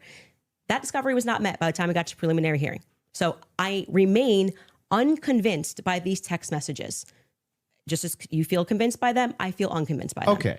So then the idea here is the reason that you don't think that these are valid text messages, and you don't, right? It has not been proven that these messages are valid, and they don't sound valid to me. Mm-hmm. I don't think anyone, even if someone was selling like a, I don't know, pot on the corner, would be smarter than to write a full-fledged confession. He even writes, I thought I would get away with it, and I was hoping never to tell you until old age. And then we're being told that he wanted to commit suicide. And okay, but he just said he wanted to get away with it, but he's not smart enough to, I don't know, maybe not text it's such a confession like we've never seen. I think this would be like the first time ever somebody has start to finish written an entire, I'm in this surveillance footage and I'm here and I'm wearing my Converse. I'm being a little facetious here, but it was a little ridiculous. It didn't pass a sniff test for me. You have kids. And you love them more than anything. I do. If it was the case that you thought that your kid was innocent, wouldn't you be out telling everybody and their brother that you thought that they were innocent? And also, wouldn't you maybe recant and say, hey, he didn't actually confess to me. None of this happened the way that the state is presenting it. What would have prevented the parents from testifying? Well, two things. I can answer that. And if you watch my show, I keep telling you it's not vibes. So right after the shooting happened, Lance Twiggs, the FBI put him into a safe house they paid for. They went to the parents as well, to Matt Robinson and Amber, basically said, your life's at risk. There could be somebody who jumps up and wants to avenge Charlie Kirk. And, we're going to watch you. And they went into a federal safe house. What happened next is that they started thinking that the feds were maybe gonna, maybe not as honest as they thought. And how do you know any of that? So you gotta watch the show, right? Yeah, no. How do you know that? I had a source within the Robinson family. You have a source, an anonymous source, of course. So there's no way for us to verify that what you're saying right now is actually even true. Do you find it to be reliable hearsay? No, I don't find it to be reliable at all. It's just a source. I'm just doing what the prosecution What you're doing did. is a cool story. It's not cool. Well, you must have hated watching the preliminary hearing. You're giving us a cool story. Wait, You're saying that according to your sources, that the reason that the parents haven't recanted any of this. Recanted what? They have no statement from the parents. Wait, I just want to make sure that if it was the case that was being reported in mainstream media that your father came to you and said, "Hey, is this you? What's going on here?" And then he and one of his buddies took you in where you turned yourself in. You wouldn't go out and be like, "No, that's not what happened." That isn't what happened, though. You're just wrong on this. Okay, maybe I'm paraphrasing. What am I wrong So on? what is your, sorry, just so I'm clear, where is your evidence that the parents turned him in? Well, no. I didn't say that. You said I it does the mainstream media? I said with a sheriff friend. Yes. But the father did confront him. The father confronted what? Tyler Robinson. And where did you learn this? That the Tyler Well, I mean, confronted that's part him? of the official documents. Our fact checkers can pull that up. But yes. But I'm saying, but when you say official documents, do you mean you saw this on CNN or you saw this play out in the hearing? No, this was one of the things that I went through and fact check pre-debate. Are you talking about like the charging documents? I think it was it could have been in the charging documents, but I do. We can pull them up. No, and yes, are you disputing this? Do we have that in the back to pull it up? 'Cause I can know- already tell you what you're talking about, the charging documents, because Okay, this go is ahead. where we had to figure out where this story came from, because everyone was operating under the assumption that Matt Robinson turned him in. Until we got to the preliminary hearing and we understood, like I said, even for that, when you are charging someone, you can use hearsay. It's all probative, right? Sure. Nothing. So they didn't have statements. It's not like Matt Robinson, even though he was interviewed that night. Amber Robinson was interviewed that night by a Fed, separate rooms. Tyler Robinson was interviewed by a Fed. They did not produce statements saying, my son did this. I believe my son did this. But what happened was they did interviews, but also the crucial person here who you just brought up is Mike Mitchell. Mike Mitchell is the biggest unknown in this entire case. Everyone keeps saying they heard from Mike Mitchell this, they heard from Mike Mitchell that. So when the person wrote up the report that night, and it was Brian Davis who wrote up what became the charging document, he after they transported Tyler Robinson from the Washington Sheriff's County office up to, I think it's Salt Lake City. I think it was 4 a.m. in the morning that they got up there. He then writes the what becomes a charging document. So he's basically saying, we all spoke to a bunch of people and here's the information that we got, right? We've not seen that. So it could have come from Mike Mitchell. Mike Mitchell could be saying, I don't know how this negates the point, though. it Why wouldn't truly the negates parents? the point, because you don't have a statement from the parents. Yeah, you are going. Why wouldn't they just correct the It's not correcting. That misinformation? doesn't negate the point. The point is that we now got the preliminary hearing. If the parents were the ones who said, I'm turning my son in because he's guilty. I didn't say they turned him in. I think you're talking about the over. You said it's been the narrative. Everybody's known this. The narrative initially, which I think you agree with, was that, Matt Robinson knew his kid was guilty and turned him into the police station. What actually happened in terms of Sheriff Brooksby, who was present there and gave a press conference, what happened was this Mike Mitchell character essentially peer pressured him, and we can get a fact check on this. We can find Sheriff Brooksby's press conference. And he said, they know it's you and you're going to come in peaceably, or people are going to be banging down your door. He was a undercover cop, which I don't like that. I don't know what he did undercover. It's very hard to find anything about Mike Mitchell, but he worked with them for 20 plus years, the police officers. The reason why Tyler Robinson knew him was because he lived nearby and he was also his Boy Scout How leader. does this negate that the parents could write this second? And by the way, if you had I'm the going to evidence, address that point. I'm just saying that your first point, which is that the parents did this. Yeah. We don't know that the parents. I didn't say that they did ever. It never happened. You're quoting the parents as having said. You said that Matt Robinson said that his kid was. Did you say involved? I don't want to misquote you. Confronted him about Confronted him. it. Yes. And I'm telling you that we have not seen any evidence that is true. We can fact check that. Okay. Because we do have evidence that And that's I'm true. saying it's the charging doc, which could have been derived from a statement Mike Mitchell said. Two things I have ready in the back. One Cool. is the charging doc, and Yes. the other one is the video of Kathy Nestor saying she hasn't seen Tyler's phone. Okay, we can Okay. run Which Kathy to one go would you back, wanna and see then first? just to You go wanna see backwards Kathy to first? Kathy first in court saying she didn't get her client's phone. Yeah, and then I think we'll go to the. If A you're thing okay with not, that. A thing not in dispute.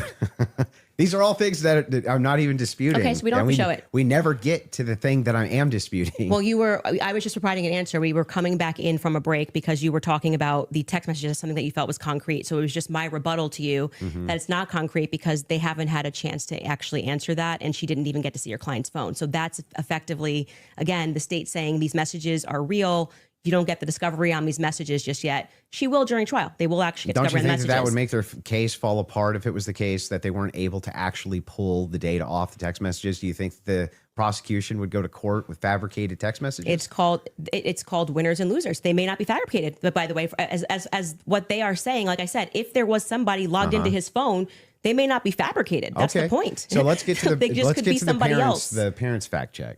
That Yeah, was so the I other was one, saying, right? I believe what you're talking about was derived from the charging doc, which was signed off by Brian Davis. Let's pull it up. Let's see if that's correct.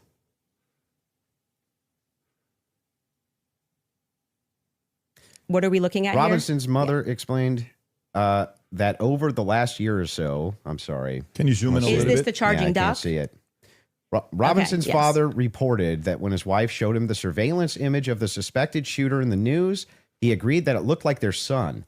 He also believed that the rifle that police suspected the shooter used matched the rifle that was given to his son as a gift.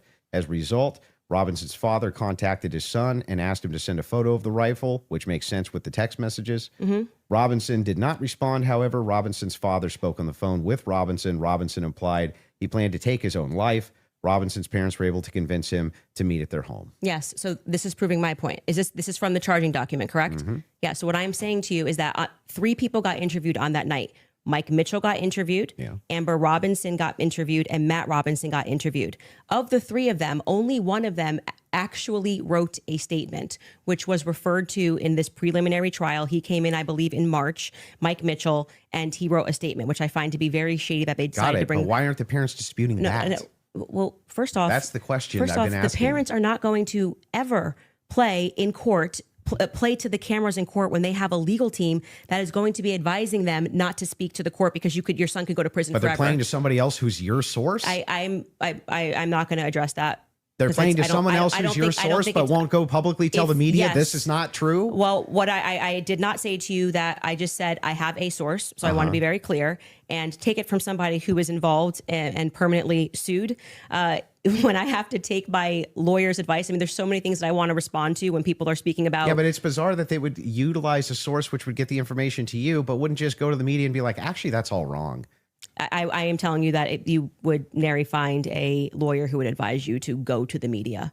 And, This mother, especially when your son is if I thought that my kid was up for death. If I thought that my kid was in any way, shape, or form going to be up, you couldn't shut me up. Or my wife, she would be like, that's not true. That's ridiculous. There's no possible, that never happened. These people are lying through their teeth. They'd be public whether you like it or not. Yeah, that's for you and your wife. But when a judge issues a gag order in a case and your son is up for death, and your lawyers could be advising you that if you say anything, you could blow the case, you would have a more responsible consideration. I see. And we're speaking opinion here. You're like, well, I wouldn't care. I'd violate it, and I'd violate the judge's orders and see what would happen. If you have a source, it seems like they're violating it with them.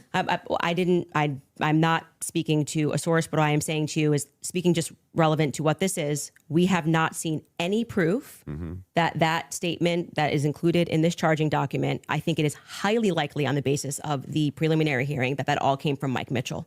And Mike Mitchell would be a part. He's based saying, on the statements of the it's parents. him saying the parents told me this. The parents could dispute that. That's going to come down the line, right? They're going to be able to seat the parents.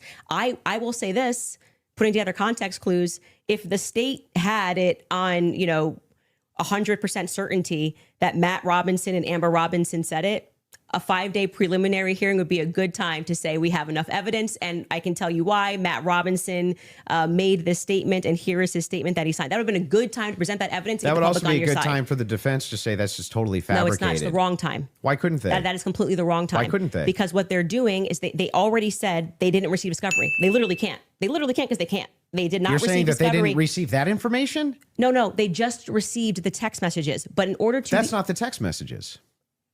The probative information. Yeah, we're talking about the information that we just reviewed. That's not the text messages. They never presented it. The state never put it on. Yeah, they didn't. The defense could easily still have presented this. Yeah. No. They could have said they're No. they're not allowed to. Are you sure? In a preliminary hearing, Yeah. the defense is engaging with whatever evidence the state decides to put on. They did not put this on as evidence. Brian Davis was up there. So they're not allowed to present anything? They're responding to the state's I'm asking, evidence. are they allowed to present anything? They are allowed to say... Like if there was a conspiracy that they could prove right then and there, would they present that in one of these hearings? No, it wouldn't be the right time for that. I disagree. I think It's not a disagreement. I think that they not only could do it, but they would do it. In fact, when I talked in depth with my attorney, they said that's exactly, if you had actual evidence that there was fabrications by the feds, That's exactly when you would introduce that. So when in the document that they filed yesterday or a couple of days ago, the appropriate, like what you're doing at this stage of the hearing is the state is saying we have enough evidence that we think this needs to go forth to trial. Hence the reason that there's this extraordinary, we allow hearsay because it doesn't really need to be perfect. It can be enough that we feel like we can move forward, right? And okay, I disagree with that in general when somebody's rotting in prison, but whatever. The next phase is for them to meet in court and for the defense to essentially present an argument to the state that says, we find this filing to be defective in and of itself. We don't even have to defend ourselves because you, the state, have enough, you know what the laws are on the books, and this filing is defective and you should get rid of these charges because they don't make sense based on what you can decide based on a law on the books. So then that's why they then file the dismissal. Right. So in the dismissal, what they're doing is they are engaging, and this is what was widely misinterpreted. Well, yeah, they're engaging as though as it's a hypothetical. If this is hypothetically true, then so X. they're saying all of these but charges. I'm not disputing any of that. So that's what you're asking. Why you're saying could they just what put I'm out? asking specifically is like who could shut parents up who are like, no way, there's no possible. This never happened. This is ridiculous. They would be shouting it on CNN. They would be shouting it from the rooftops. They would be losing their minds. And you're like, nope, the gag order would be enough to keep them quiet. Not enough for them to talk to your source, but enough to keep them quiet. I think that that's quite ridiculous. But I'll even concede this whole point to you. Let's just say maybe this was misconstrued, right? There's a little bit of reason to doubt it because we're still waiting for the evidence for trial. If that's the case, then why not take the same standard for the evidence that you present? You're just waiting for trial. Well, you didn't do that. Wait a reason second. we're here. Wait a second.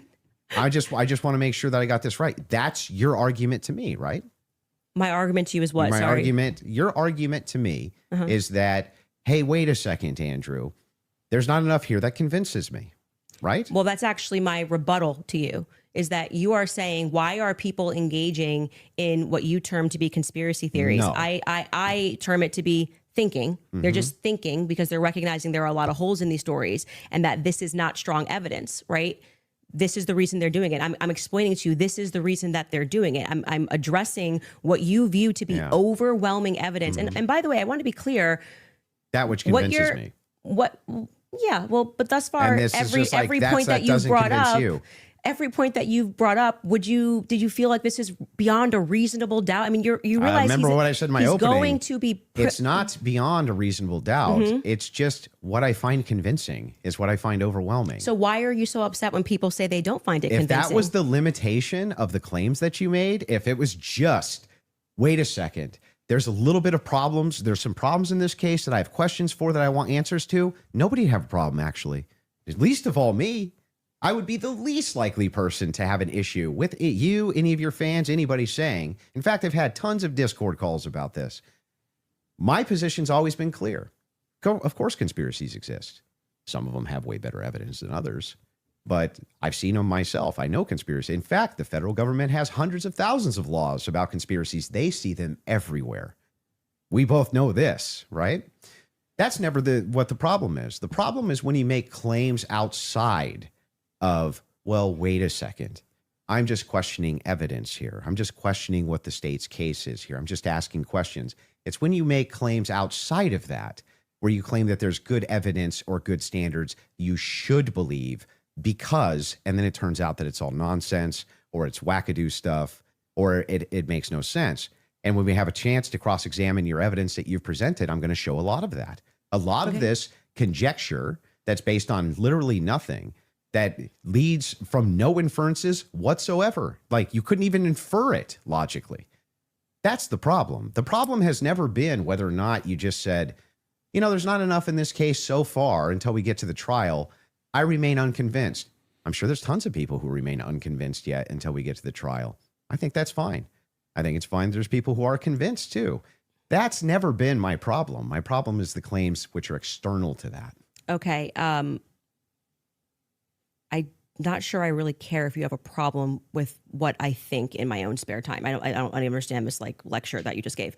But beyond that, what I'm saying is that the state is allowed to use. This is what my problem is. You guys are not allowed. Yeah, you guys think while it's still legal. You can. You are allowed to do that. So, but anyway, going back to you saying I wouldn't have a problem. I think I just demonstrated pretty thoroughly that what you claim that you have a problem with is exactly what the state is engaged in at this stage. So it just doesn't make sense. That's not the case. In fact, so if people look and they say, I'm looking at the gun and I see, and I'm inferring this, and someone else says, I'm looking at the gun evidence and I'm inferring that, they're both doing the exact same thing. They're not. You're just saying, I want to do it for the state. That's propositionally false. That is not propositionally I'll explain false. exactly how.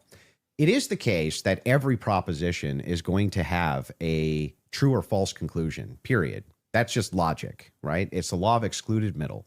All propositions are going to be true or they're going to be false.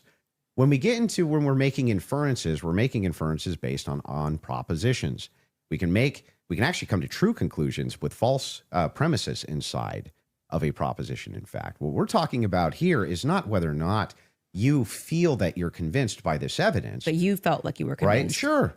But here's the thing. When you ask me my reason, Andrew, why are you convinced by this? I can give you my reasons why I'm convinced by it, why it seems reasonable and rational to me to be convinced.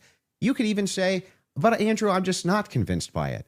If that was the limitation of your claims, we wouldn't even be having this conversation.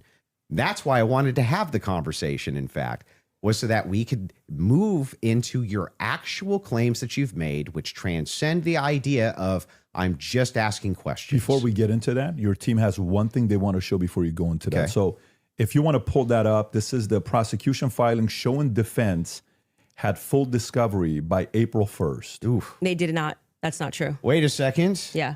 To date, the state's prosecutors have disclosed all evidence that is presently and reasonably available to them as required under Rule 16, Utah R Criminal, to be more precise, as of April 1st. Yeah, that was not 100%. That's why they're caging that by saying what's reasonable. There was an entire, and we can pull this up, like we should now play the Kathy Nestor clip because that's from there. So, and they were basically saying you don't need it at this stage, meaning it's not reasonable that you're asking for this when we're going into a hearing that's just going to be based on hearsay and stuff, things of that nature. But of course, by the time a trial comes, you're going to get all the discovery documents. Where it's just documents. show cause. Yes. Yeah. So that's what they're saying there. Yeah, I understand. Okay, so that's I'm even fine with it. Yeah, we all know. And then, by the way, just now that the hearing is over, and you can also fact check this, they now at the end of the preliminary hearing dropped like an insane amount of the discovery stuff they gave to them like the week after. You guys can give me the exact amount. I don't want to say because I don't know my I don't remember how much it was. It was an absurd amount of stuff that they gave to them right after the preliminary hearing that they had been asking for. Because that was one of the things that I kept saying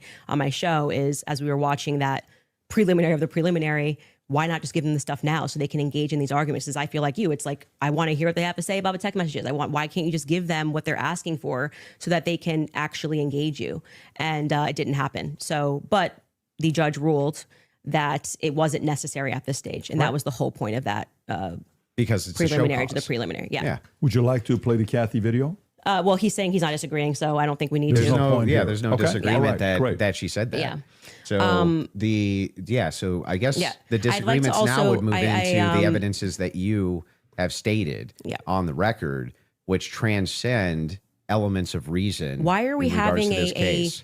transcendental conversation now? Because I mean, Because they're all related to this your case. entire thing was about looking at the evidence, which never made sense to me, again, because all of the evidence that you felt to be overwhelming was hearsay. That was bizarre to me. You told me that I could take as much time as I wanted to question you on no, these but things. I'm just asking you to lay the groundwork of what you're saying is Because you've problematic, made that many, you decide many that it trips claims. into I'll something explain. else. And I do still want to hold you for going through, because we've discussed the gun, we've discussed your... and you can hold me to those things, but I would like to get into the and things we that should you've discuss said. the screwdriver as So, well. and I'll explain exactly what the groundwork is. When you make claims which pass the idea of I'm just asking questions because the state's evidence is not convincing, I think you have to answer for those claims because they are in regards to this case. You're saying, I have a claim. It is in regards to the assassination of Charlie Kirk, which is what we're talking about, not just the case of Charlie Kirk, his assassination. You should have to answer for the claims that you've made in regards to the assassination itself. You should, agreed. So if that's the case, then I would like to finally dive into some of that evidence and dive into it. Well, just to be clear, and I'm happy to have you talk about, like I said, publicly, you want to engage in some conspiracies, but I said I want to make sure that we get to the substance of our debate. The substance of our debate this is the major is me substance. demonstrating that all of the quote unquote evidence that you feel that you have, which demonstrates that Tyler Robinson shot Charlie Kirk. You don't find convincing. I get it. It's been invalidated by the testimony that we saw. And in your answer for when I explained to you that he had the most degraded prints was, I don't know. Okay, well, there lies my ability to process that. It's just fine for you to not be convinced up to this point. All of your viewers, everybody watching, you're conceding. Nobody's giving a dispute that if all your claims ever were just up to now, the evidence that the state's given, I'm just kind of not convinced. That is not what's been happening. What's actually been happening is that you've made tons of claims in regards to this case and in regards to the Kirk assassination, which are far above and beyond, I just doubt, the state's theory. Okay, yeah, I mean, sure. I do doubt the state's theory. I also am welcome to say what I think. If you want to move into opinions, if you want to talk about Erica Kirk, if you want to talk about Turning Point USA, I'd like to talk about all of it and get into it, I'm totally happy to do that. But I just want to say that, I do not feel, because I've said what's important to me is that we exhaust this topic first of our actual debate claims. I do not feel that you sufficiently have argued that the evidence is overwhelming. Candace, question for you. But I am sorry you feel that way. Candace, one question. What evidence do you need to see for you to say Tyler Robinson killed Charlie Kirk? That's a great question. So I actually expected in this preliminary hearing, actually the inverse of what he was saying is true, right?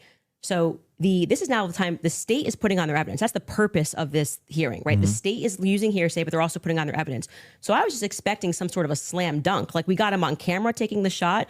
At least we have him clear on camera. You're telling me this guy drove 13 hours all around. Like, we can definitely show you a picture that it's going to be beyond a reasonable doubt. Before we even get to the trial, people are going to see and go, oh crap, like, it was really Tyler Robinson. I was expecting to at least see evidence that, because I had reported early on that the source was saying that Tyler did not step foot on campus that day. It is my perspective that he had something to do with something. I do believe he was disposing clothes at this stage, at this phase. I do believe he was disposing clothes. He was involved somehow. I find Lance to be more suspicious, if I'm being honest with you.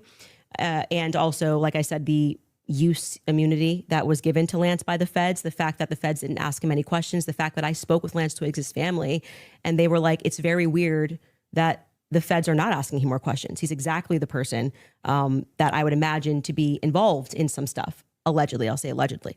But when we got to the preliminary hearing, there was not a single piece of evidence that I felt was slam dunk. I was waiting for that, a photo. I mean, anything would have made me go, all right, I think this could be the guy. If they had handed over the discovery on the text messages, since that was their big ta-da, we've got the text messages, that would be the first thing that I would hand over. But actually, who was holding them up? Like I said, it wasn't the prosecution. They're right to say we were handing things over, and we heard the defense argue on behalf of the prosecution, saying it's not them and it's not the SBI, it's the FBI that's holding on to things. Is the FBI took everything. The FBI took the gun. The FBI took initially the screwdriver. And then when I heard testimony about the things that they found that were suspicious, example being the backpack, that's something that really bothers me, that they say they traced the shooter, they traced the route that he went on, and then there was an we know it looks like he's wearing some sort of a backpack. We know that there was an abandoned backpack found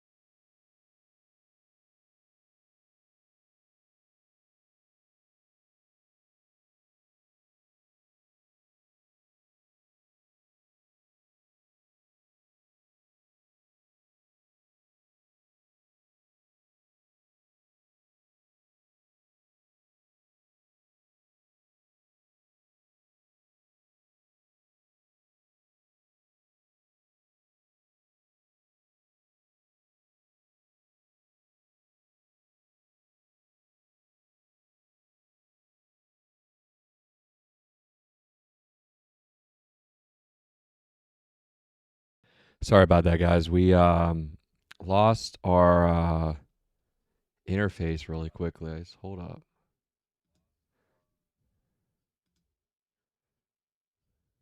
I don't know why that's not working.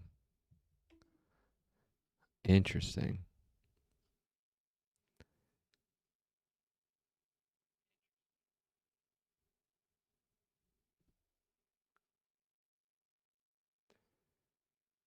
Why is that not working?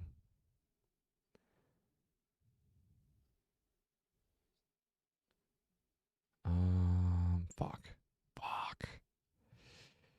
Oh, that's annoying. That is really annoying. Wonder if I add a new. Well, let's try something. We do it live, folks. We do it fucking live. All right. Let's try something. Okay.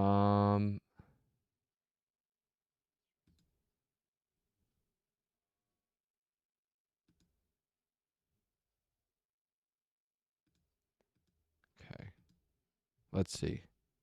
All right, we got it back. Let's go. Sorry about that, guys. Sometimes our internal system crashes out on us. Sorry about that, everybody. Let's see if it's working on this. Oh, it's not working on the main cam. It's irrelevant. I'll fix that when we start again. Sorry about that, guys. Back to the show. Trace the shooter. They traced the route that he went on, and then there was an abandoned. We know it looks like he's wearing some sort of a backpack. We know that there was an abandoned backpack found at the bus stop in front of a library, and they felt that this should be taken into evidence. They took it. The FBI, this was the testimony of Amanda Baker, I believe her last name is, but you might want to fact check that because I think I'm blending last names. She was the forensics for the FBI. And then she says she gets a call on the 13th and they stop testing on this backpack because they find that the backpack actually belongs to somebody on Charlie's team. But if you know the map of the layout of the campus, you're going, well, what the hell are they doing all the way up? This is nowhere near anywhere. And by the way, that's not an acceptable answer for why you just gave it back. That's like, why would you give it back? You're acting like no one's ever been killed by somebody on their team before, right? So I found that to be very strange that it was on the exact route that the alleged gunman ran, and that their excuse was we just gave it back because we heard that this belonged to somebody on Charlie's team. So that to me is, this is why the investigation itself feels underwhelming. When you learn, and this is completely crazy to me, that some of the artifacts that Charlie was wearing were immediately returned to Erica. That's absurd. That is absurd. Everything should be in evidence. When you learn that the car that they carried Charlie in to go to the hospital, they had immediately towed, cleaned, and back up for resale, that's absurd. That should be sitting in evidence. And any police officer that you speak to will say, or a person that's been involved in a crime will say, I didn't get my stuff back for years. That had nothing to do with anything. It was just around. And they kept it into evidence until the trial was over and it has to be approved. I think somebody said by the attorney general has to sign off on giving you those objects back. And we were told this is all fine. And we see, this is just one example, Erica holding the crucifix. That should be in evidence. Irrespective of if you feel bad for her and think she should have it and it's sweet, that should be in evidence. Immediately paving over the crime scene. This is like the craziest thing ever. This like defies common sense. You immediately, and when you heard the guy who did it actually go up on a podcast and explain, I got the call. They said it was a paver emergency. I've never in my entire career heard of a paver emergency. They had already had someone come up and dig up the dirt. So by the time he got there on Sunday, the dirt. And guys, this is about the most compelling part of the alternative theory that is really suspect, right? And I don't know if Andrew Wilson's going to press her on this right now. He might, but yeah, like the immediate paving. I don't know about all that, bruh. Nope. Had already been dug up for him to lay down pavers. That is what people are looking at and going, this is weird. There needs to be answers for why this was done. And he tells us the call came from the feds and the governor's office. UVUs washed their hands of it. And what he's saying sounds true because we heard during the testimony, one person described the regions of who was in control of everything. The feds were in control of the courtyard. So in order for anybody to have paved anything, that was federal territory, so to speak. I'm maybe not using that in the best cop term, but the feds were in control of the courtyard. So these are things that I think should be answered for. Why are we doing things differently than you would in any other criminal scenario of keeping the evidence until we know more, until we're confident, the various decoys. I did it. It just doesn't look right. Okay, so go back to the question. So what would you need to see for you to say? Something, if they had, I was expecting, here we have him, he took the shot, here it is. And then I'd be like, great, a clear image of him on the staircase where I'm like, that's definitively Tyler Robinson and he was on campus. We got nothing. We got literally nothing but hearsay of people saying. But you basically get no case. What? You basically no case on planet Earth. You get the, sure. Oh, we got a picture. Here's him with the murder weapon. You're right. Here's him taking the shot. Most of this doesn't take place on a college campus that has surveillance everywhere. Yeah, one clear image of his. But I don't understand when you're his asked car plates. If you're asked the question, what would it take to convince? It'd be the same question be asked to me, Andrew. What would take to convince you that the oppositional is Patsy, true, right? That he's a patsy or something like that. Just good, clear, concise evidence that's been presented, right, and is being presented that I could go through and link all together to see if there's actually some clear picture of there being a patsy. That's what it would take for me. Okay. Just I don't disagree with that. We haven't heard the defense just respond. a good evidentiary standard. And then, of course, I would change my mind. So just to qualify this, so there is a possibility in the next few months that you may come out and say, guys, it's done. Tyler killed him. Yeah. So you're saying yes to that. Yeah. I think it's very important for the audience here. That from Without question. For you, is there anything that you could see for you to say, yeah, this guy was a patsy? Of course, I'm going to always follow evidence. Perfect. So my whole thing is just this. It's really important to me.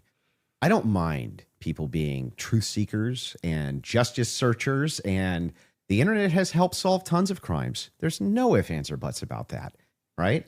However, there's also people who, they not only don't solve crimes, but they just come up with conjecture and they what's called flooding the zone. You flood the zone with tons and tons of conspiracy-based ideas and they go nowhere, right? And in fact, they actually take away from legitimate investigation.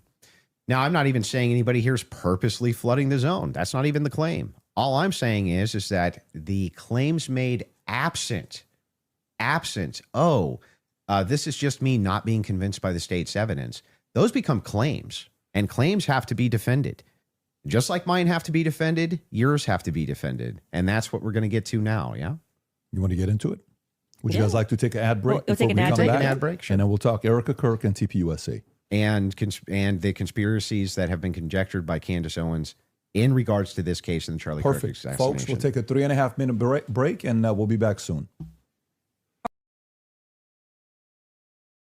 All right, guys, we're at the, I believe, 2 hour point, 2 hours and almost 3 minutes.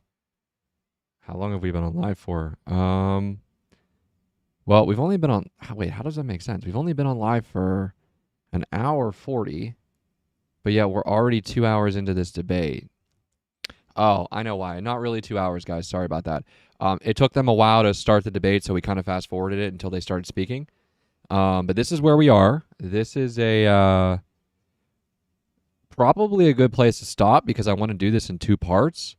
But yeah, what do you guys think so far? This is, I mean, the remainder of this conversation, and I remember catching the end of this, I think 2 days ago, is just more personal attacks. What evidence do you have? No, I don't. And then it gets into the very viral, which we'll play it right now for you guys that might only want to watch the part 1. I don't know if we're going to do a part 2. We might, probably tomorrow.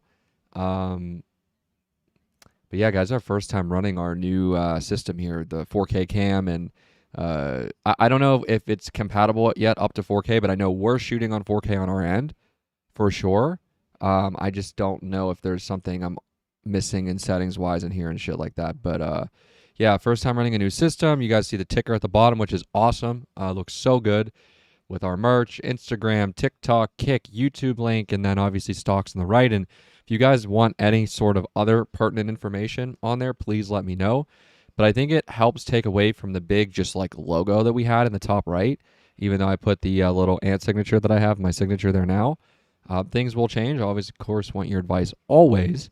And I want to show you guys the viral clip from this debate where Candace got a gotcha on Andrew Wilson. This is important.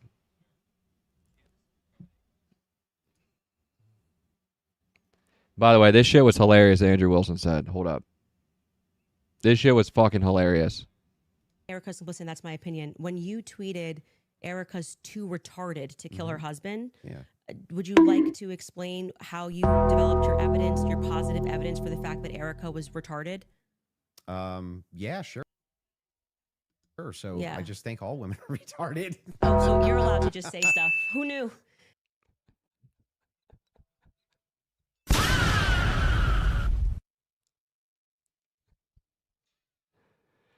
Incredible. Incredible, man. Yeah, that was a viral one. So, You and what, just and by asked the way, me. and Like, what dramatically transformed your opinion of Erica after going to the headquarters? Because you were pretty hostile about. I wasn't hostile towards him. All right.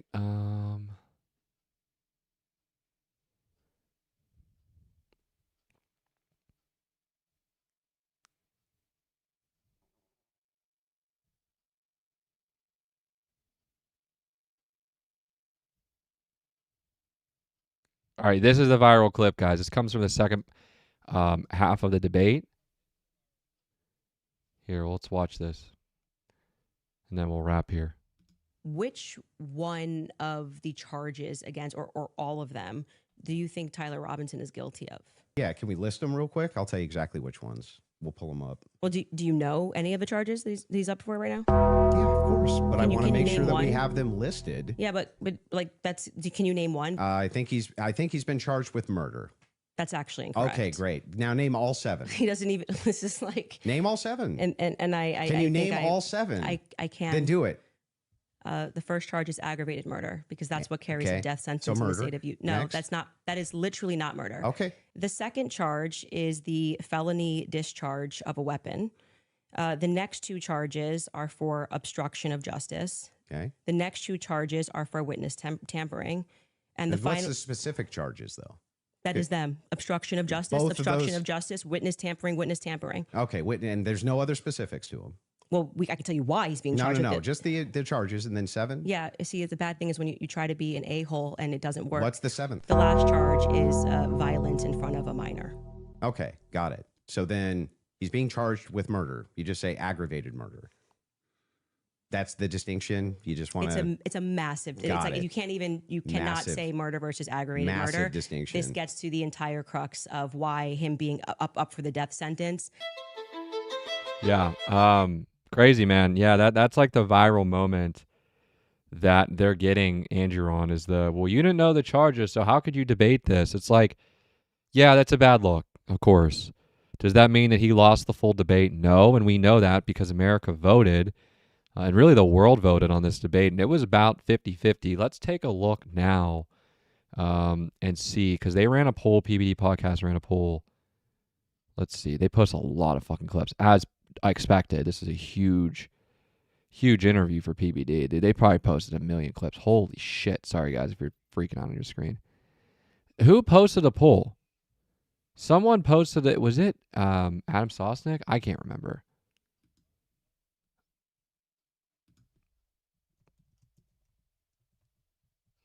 We're going to find out right now. Because it was 52-48 the last time I saw. All right, bro. Just give me the dude's account.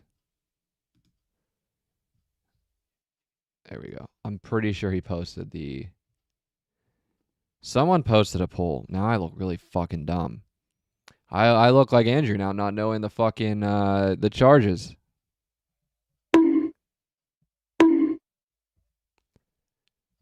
Someone ran a poll and it was 52-48, and it was a big creator. How about this?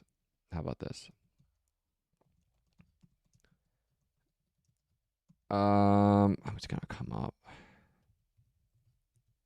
Let's see. Bro, there's seriously nobody that has a poll? Are we serious? Here we go. All right. I knew I wasn't crazy, guys. All right. So PBD, wait, this is not accurate at all. This was, hold up. What's the date on this? Yeah. Okay. So this was yesterday at 10. No, when I saw it, it was like later yesterday, almost earlier yesterday morning. It was like 50-50. So this person's trying to troll. I guarantee if I go in the comments, they're going to be like, it's not that. Hold up. Yeah, you can even see like people are trying to get the one up on like who they think won. Yeah, you guys got to take my word for it. It was 52-48 when I saw it. So people are pretty down the middle on this topic still, which is kind of a waste if I'm being honest, because yes, Andrew Wilson spent $300,000 and I guess he's crowdsourcing it or crowdfunding it, which is good. So hopefully people help him out. But there's my thing. How about that? All right, W. I type in Candace Andrew Wilson. It took us a little bit to scroll down, but there's our fucking our tweet. By the way, we're at Standin on Pod on X. I need to put that in our little bottom feeder. But yeah, we're just posting clips on the X account. We're not really using interactive, but I did post that. So, which I actually agree with, right? My initial thoughts on the Candace Owens Andrew Wilson debate. Time rounds were needed. I said that at the beginning. There's still not a majority affirmative takeaway on the official narrative or alternative theories. Like, if you're on one side or the other, I can see why. Candace was struggling to answer direct questions on certain things probed. And you'll see, I guess, in the second part, if you guys are going to watch the rest of it, and we might cover it tomorrow, I'm not sure yet. But you guys kind of get the gist already. But yeah, basically they start talking about like the French and the Israelis and a whole different angle of just conspiracy. But she, to be clear with you guys, couldn't answer directly specific evidence. It's just like like that building's burning down. This is evidence. It's like, not really. And then I also put that it's a bad look for Andrew not knowing the 7 charges, even though he partially got the murder charge right, even though it's aggravated. That's a difference. Candace is correct about that, but that didn't help him. I would say if you take that away, which by the way, that happens at like the final hour or less of the debate. If you take that away from the debate, it's probably going to lean more towards Andrew Wilson, just because he pressed Candace on, hey, what's your actual handwritten proof evidence of this? And then it's not there. And then the evidence that he's using is, there's footage of him in this stairwell, which is blurry. You can't see it. There's footage of someone on the roof. Can't really see it. Text messages. But again, as I went through, anybody can get hacked. If you're on the same iCloud as someone can be texting as me right now on my iCloud, and I'm sitting here on stream with you guys with my hands like this. So, it's yeah, I don't know. The meaning of the debate was to get people to have more of a, what's the way I could put this, like a definitive, like, oh, okay. Because here's the thing, guys, too. This debate was very risky for both Andrew Wilson and Candace. Like, if either, and I, as much as you can say, well, Candace got him on this point, Andrew Wilson got her on this point, none of these are career enders. And I think going into this, I was very concerned that either one of them, probably one of them, was going to be done. Like, there'd be no more credibility. Candace is still going to keep doing what she's doing and coming out more evidence. Her fan base is as loyal as ever. And Andrew Wilson will keep doing what he's doing. By the way, I like both of them a lot. Huge Candace fan, huge Andrew Wilson. I think they're so talented. They just don't like each other. They disagree. That's fine. But, and you guys are wondering, well, Ant, where do you stand on this topic?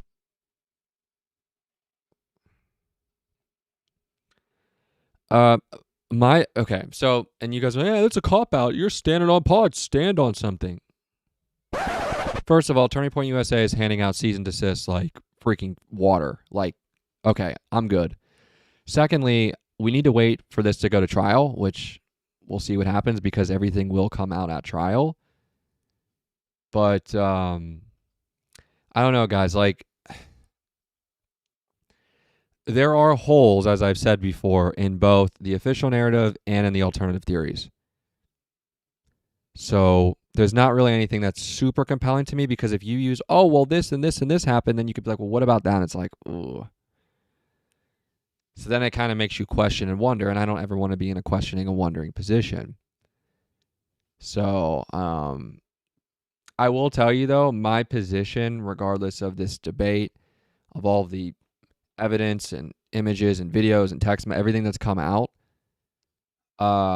my position is still the same position today that I had when I found out that Charlie got shot. So, I just don't want to get into that because then it's going to be a wall, and then I get hit with cease and desist and sue. I'm good. I'm good on that. It's not worth it. We cover other things here. All I hope is that we figure out who actually did this, who was behind this. But guys, I hate to break it to you. I don't think we're ever going to really know. Nope. Fatality.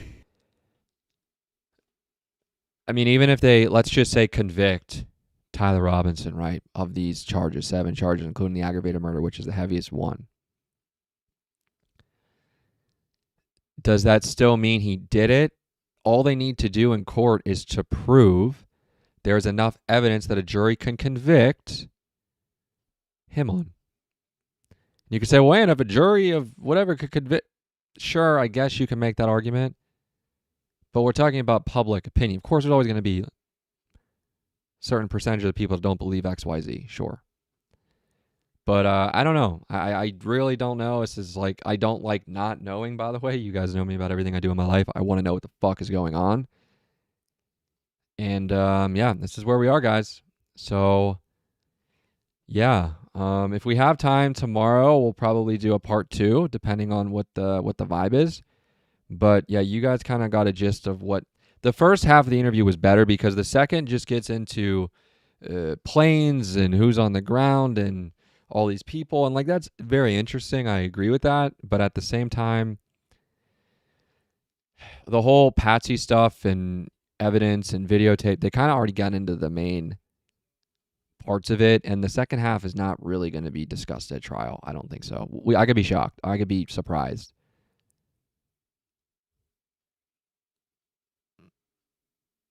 Hold up. Why did this camera fucking zoom in like that? Sorry, everybody. That's fucking weird. Sorry about that. Anyway, that's where we are, folks. So, yeah, let's scroll through the rest of acts and just make sure nothing else is going on here. Pretty cool that we came up there. This is an important part. We could just clip it for the rest of this, honestly. Go ahead. And now you have stated multiple times that you believe that Israel's involved in the death of Charlie Kirk. Can you give me... Yes, we can pull up the clip. I'm sorry. I'm just saying. Can I finish the sentence? Go ahead. Can you give me the context for what are you talking about? Like when I say, generally speaking, why people think that Israel's involved? Mm-hmm. Okay. Where's your question? Yeah. Do you have any positive evidence whatsoever that Israel killed Charlie Kirk? Well, I couldn't say Israel was on the ground and shot and killed Charlie Kirk. I would say that there are various things that we're trying to establish, one being a motive.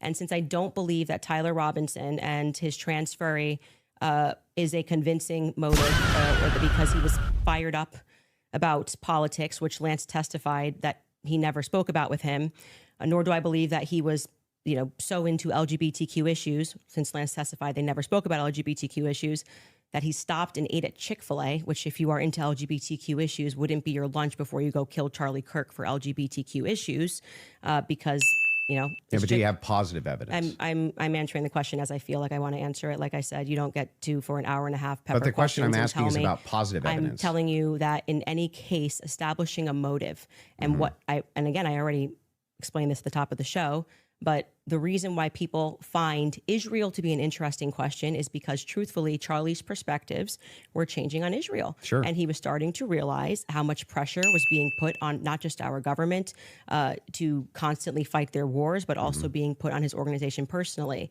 If people had come out and been honest about that, rather than rabid claiming he never flinched and everybody's lying and this is not true, you would probably have people that just go, that's life. People change their opinions. I understand. And then there was the rabid, not even that. It's like everything was about trying to convince the public how much he liked it. So then loved other Israel. than intuition, how you feel about things, do you have any evidence Israel was involved in killing Charlie Kirk? I have already said, and if you're watching my show and the context of what I said, this is the general sense of why people think Israel's involved. Nobody has made the claim that Israelis, there were also, obviously Ian Joe Carroll Kent. made the claim. Well, Joe Kent, who I think would have the right to assert it, noted that there were 12 Israeli cell phones on the ground that day. I think most people would like to probe that. Now, it could be maybe they were students, and there were Israeli students in Utah that day. But we'd like to probe that narrative because what we've seen after coming from the Israeli government, the Israeli prime minister, kind of denying that he did it, which wasn't really necessary, was quite busy. The phone call that happened, which no one wants to discuss, in the Hamptons the week prior, or not the week prior, I think it was around August 5th or 6th that took place. Mm-hmm. And again, the almost desperate lies about Charlie shifting opinion on Israel lead us to believe that there could be an Israeli angle in this. But we cannot say for certainty that Israel. And guys, as much as I like Candace, this is where like it flaws, because it's like, well, we can't for certain say this and certain that, but we could point the finger, and that's what it feels like Candace has been doing, which has just been, which, by the way, we need people like that doing that. Hey, burning house here, fire here, this is bad, what's going on? I don't know, man. It's just not compelling.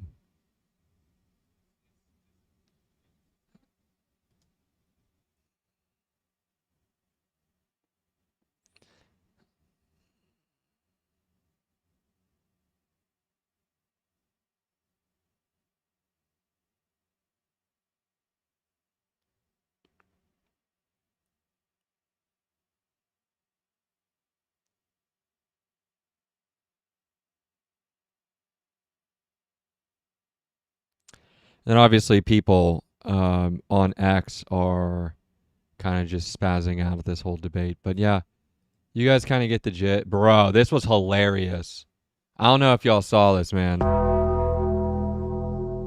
For those of you listening on audio, it's a picture. This guy named, I don't know what his name is. Used car salesman sells mixed race couple 2009 Dodge Charger at 32% APR. Bruh. This is so oddly specific and spot on. It's hilarious. I'm actually going to like this tweet. 2 million views. Holy shit. Bro, and then someone put them with, someone put them with the Dodge Charger and bro, what the fuck? And then you just kind of get into the whole Candace side, Andrew Wilson side. So that's where we are, ladies and gentlemen.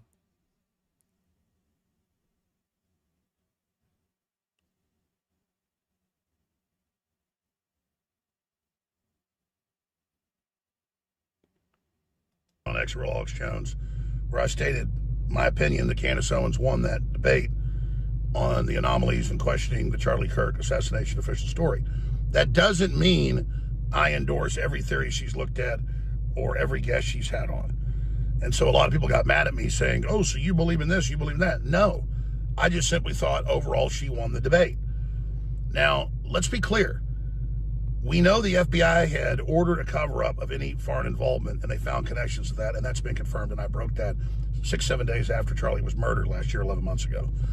Then you've got them saying he put together the 30-06 and put a scope on it, and that he was then able to shoot Charlie in the neck. That's not how telescopic scopes work.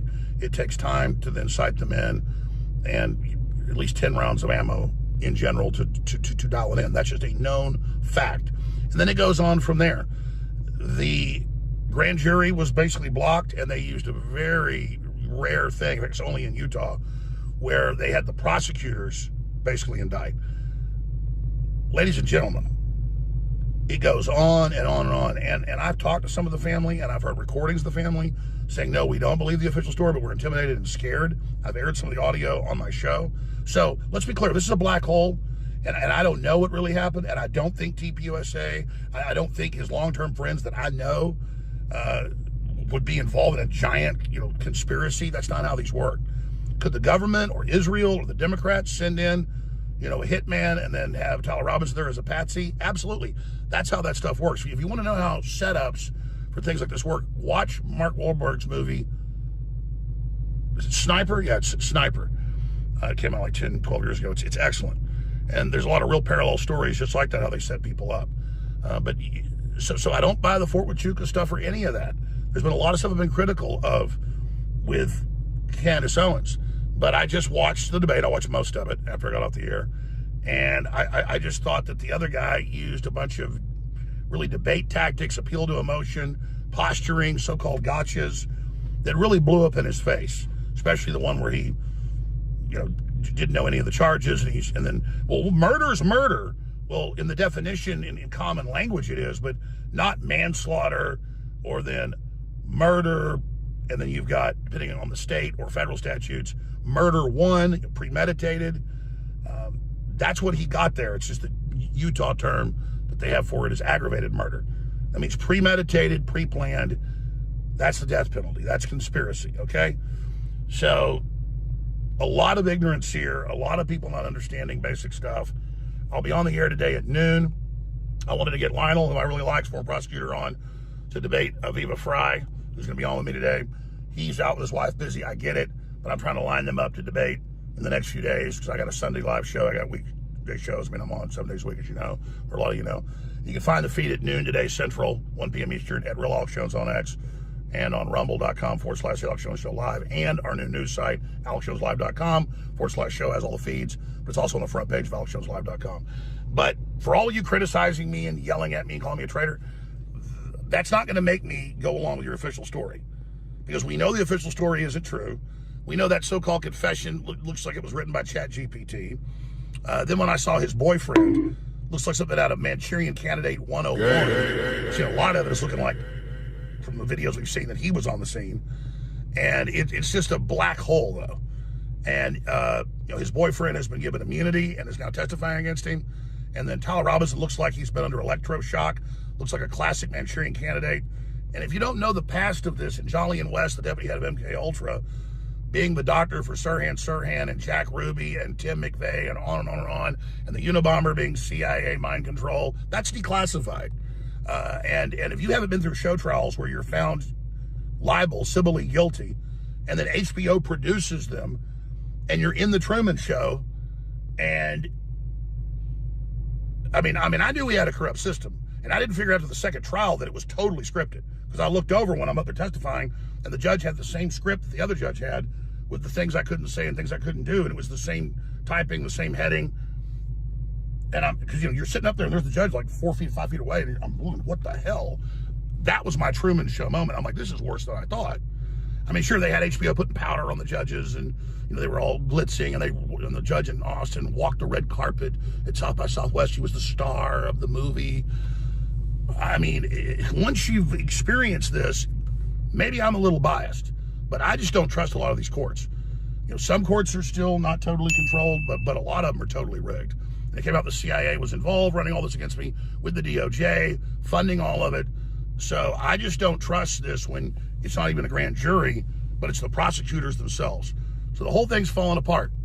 That doesn't mean every theory out there is true. It doesn't mean that. It just means the public has lost trust in the system, and that's why this is the way this is. It's where we are, ladies and gentlemen.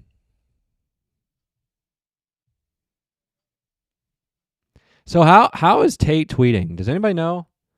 I received more than 34 letters. I received 34 more letters than Tristan today, but he received 3 more women asking to marry him. We're debating who will... Bruh. I'm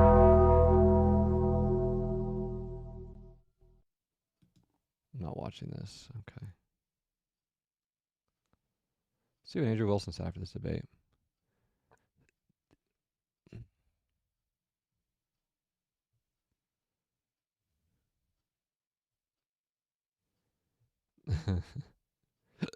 Let's see.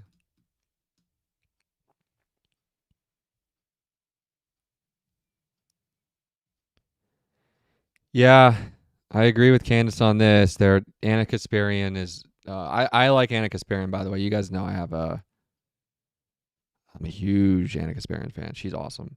We disagree on about everything politically. We agree on one big topic, but I like Anna Kasparian a lot. Anyway, Candace responded to her tweet about... Let's just open it.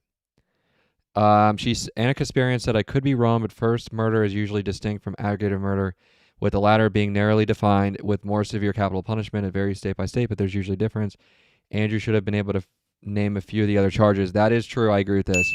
Isn't that the most basic thing to know for this debate? It's like I've been here. Like you prepare so much for something, and then they ask you a very basic thing, and you're like. And then Candace quote tweeted that and said he didn't even bother to read the defense filing for dismissal. Yeah, did not make Andrew Wilson look good, which was published less than 48 hours before the debate. Mind you, 3 out of the 7 charges against Tyler Robinson weren't described in detail there. And yes, murder with aggravator is massively different than murder charge. That is true. He knew in that moment that was fried. Andrew believes evidence overwhelming the Tyler Robinson. Yeah, I will say it's true. The 3 hours that Andrew was debating her and kind of had it more of like, well, you have really nothing, and then that moment kind of fucking swayed it. Yeah. Hey man, we need people like Candace, we need people like Andrew Wilson. I like them both. Wait, what? There is no way this is fucking going down. Zerka and Sneeko are finally back. There ain't no way. Is this real? Tomorrow, 8 p.m. Eastern Rumble. Oh my god. Definitely can't cover that here. Oh my god. He's banned on all the platforms, so is Sneeko. Let me guess. This is the fucking UK?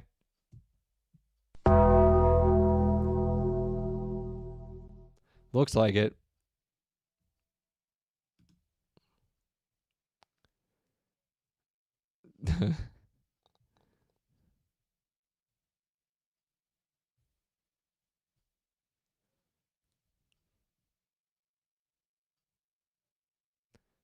Dudes and nuts.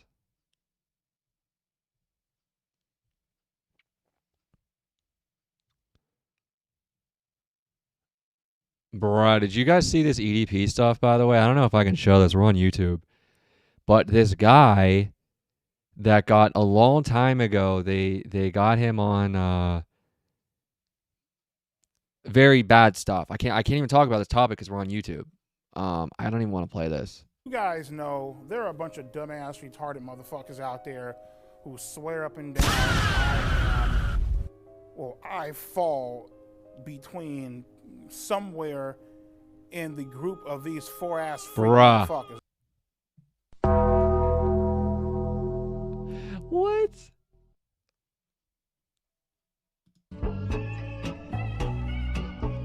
Yeah, this is actually how I felt during the debate. PBD just sitting there just being like, all right. No one knows what the fuck happened. That's a takeaway. Bro, did you guys see this? Superior to women. So anyway, the topics that we're discussing. Actually, I can't play this. I know what he's going to say. Sorry, Myron, I love you, but can't do it. I know what he's going to say. We're on YouTube.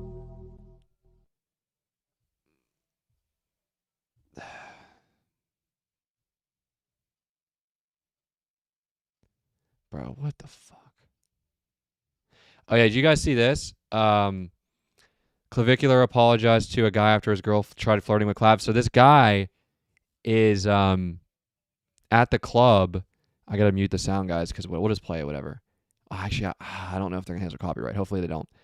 And this dude's at the club, and his girl's, like, flirting with Clav or some shit. I don't know if it's going to be on this video. And the dude broke up with the girlfriend at me, like, what the fuck are you doing? And he went up to Clav, and it was actually kind of a wholesome breakdown. See if you guys can hear this. Hey, you're a real man though. Like most dudes would like get mad at the other guy, but like you did the right thing. Like I didn't mean to fuck up your flow, but like if I didn't do it, someone else would. You know. True. You just opened my eyes. You know, she's not the one. You're a real smart young man, so you're gonna be successful. Hey, good luck with everything. This is my knee. Yeah, so W Clav, man. W Clav. And guys, by the way that this guy reacted to his girl doing that bullshit is so much more mature than like any guy that I could ever imagine. Like I would literally just leave a girl. I would be like, oh, you're absolutely fucking cooked, bro. You're gone. Fatality.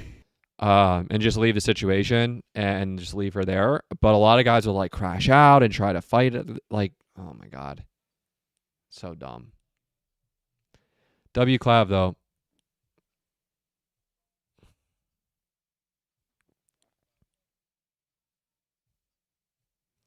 All right, bro.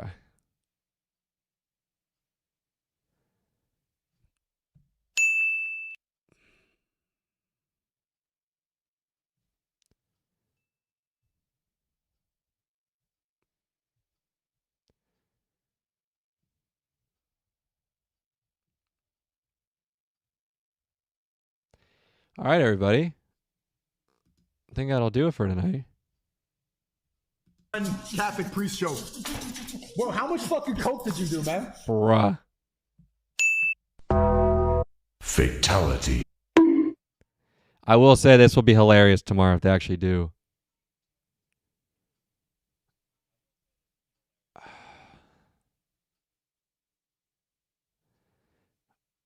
All right, this video. Oh, I don't want to do this. This picture of Clav in the gym, like clearly the dude's on trend or he's on some sort of testosterone. Guys, do not do that. If you just like look up, it'll take you 30 seconds at the most. Like side effects of any sort of testosterone booster or steroids. It ain't worth it. It just ain't. Get in the gym, get a decent physique, look fit, don't look like a bodybuilder, eat healthy, don't do drugs, don't drink alcohol, and learn how to speak well, be intelligent. Girls will find you attractive. You don't need to do all this, dude.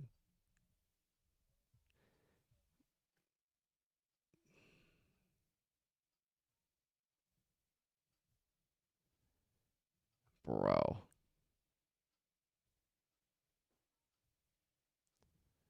Oh my God. All right. Erica Kirk saying this is I'm about checked out.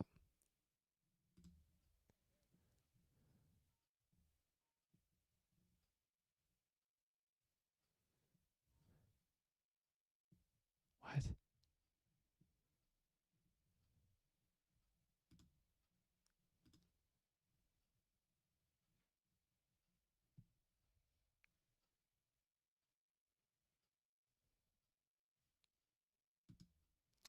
All right, everybody. That's the program here tonight. Thank you all for being here so much. It is now 4 o'clock in the morning, Eastern Standard Time. Let me know what you guys think. We are new and improving the show as per usual from what we were shooting at like barely 720 on a MacBook to now we have a legit setup. It didn't really buffer or lag at all. I only noticed it whenever we that looked pretty good too. Okay. But yeah, I think it's it's coming in at 1080p on Kick and YouTube right now. I have to figure out a way for it to show 4K, but this camera is a 4K camera. So, and I know if you go into OBS and you just change some of the video settings, you can do it, but we have it there. I just think when you go into the general control settings of OBS, under general control settings, video, the base canvas resolution is 1920 by 1080. Duh, and you're an idiot. And the output scale resolution is 1920 by 1080. And you're an idiot. I know that needs to go up to the next level. We'll probably test run that for the next stream. But this looks pretty clear, guys. Like, we look really good. I just want to do this shit in 4K, but I don't think it matters. The only thing, and for those of you that are in tech maybe or want to give me some perspective on this, when we upped the base canvas resolution and the output scale resolution to the highest level, which was, I think, 3840 by 2160 or something. I don't know, but it was by the 2160, which is 4K. It, like, the cam is too wide. So then there's just a bunch of extra black space, pause, on both sides. So that's why we didn't go on that today. But we have the ability to be in 4K. I thought we were. My fault. But yeah, man, we're in at least it's coming through. You guys watching in 1080p minimum, high quality, 60 FPS, and I was able to work and able to rock. So thank you guys so much for being here. I will see all of you. We're probably just gonna maybe if we have time tomorrow, we'll do part 2. If not, we'll just kind of get back into the normal news cycle, etc. But you guys kind of get the gist of this debate.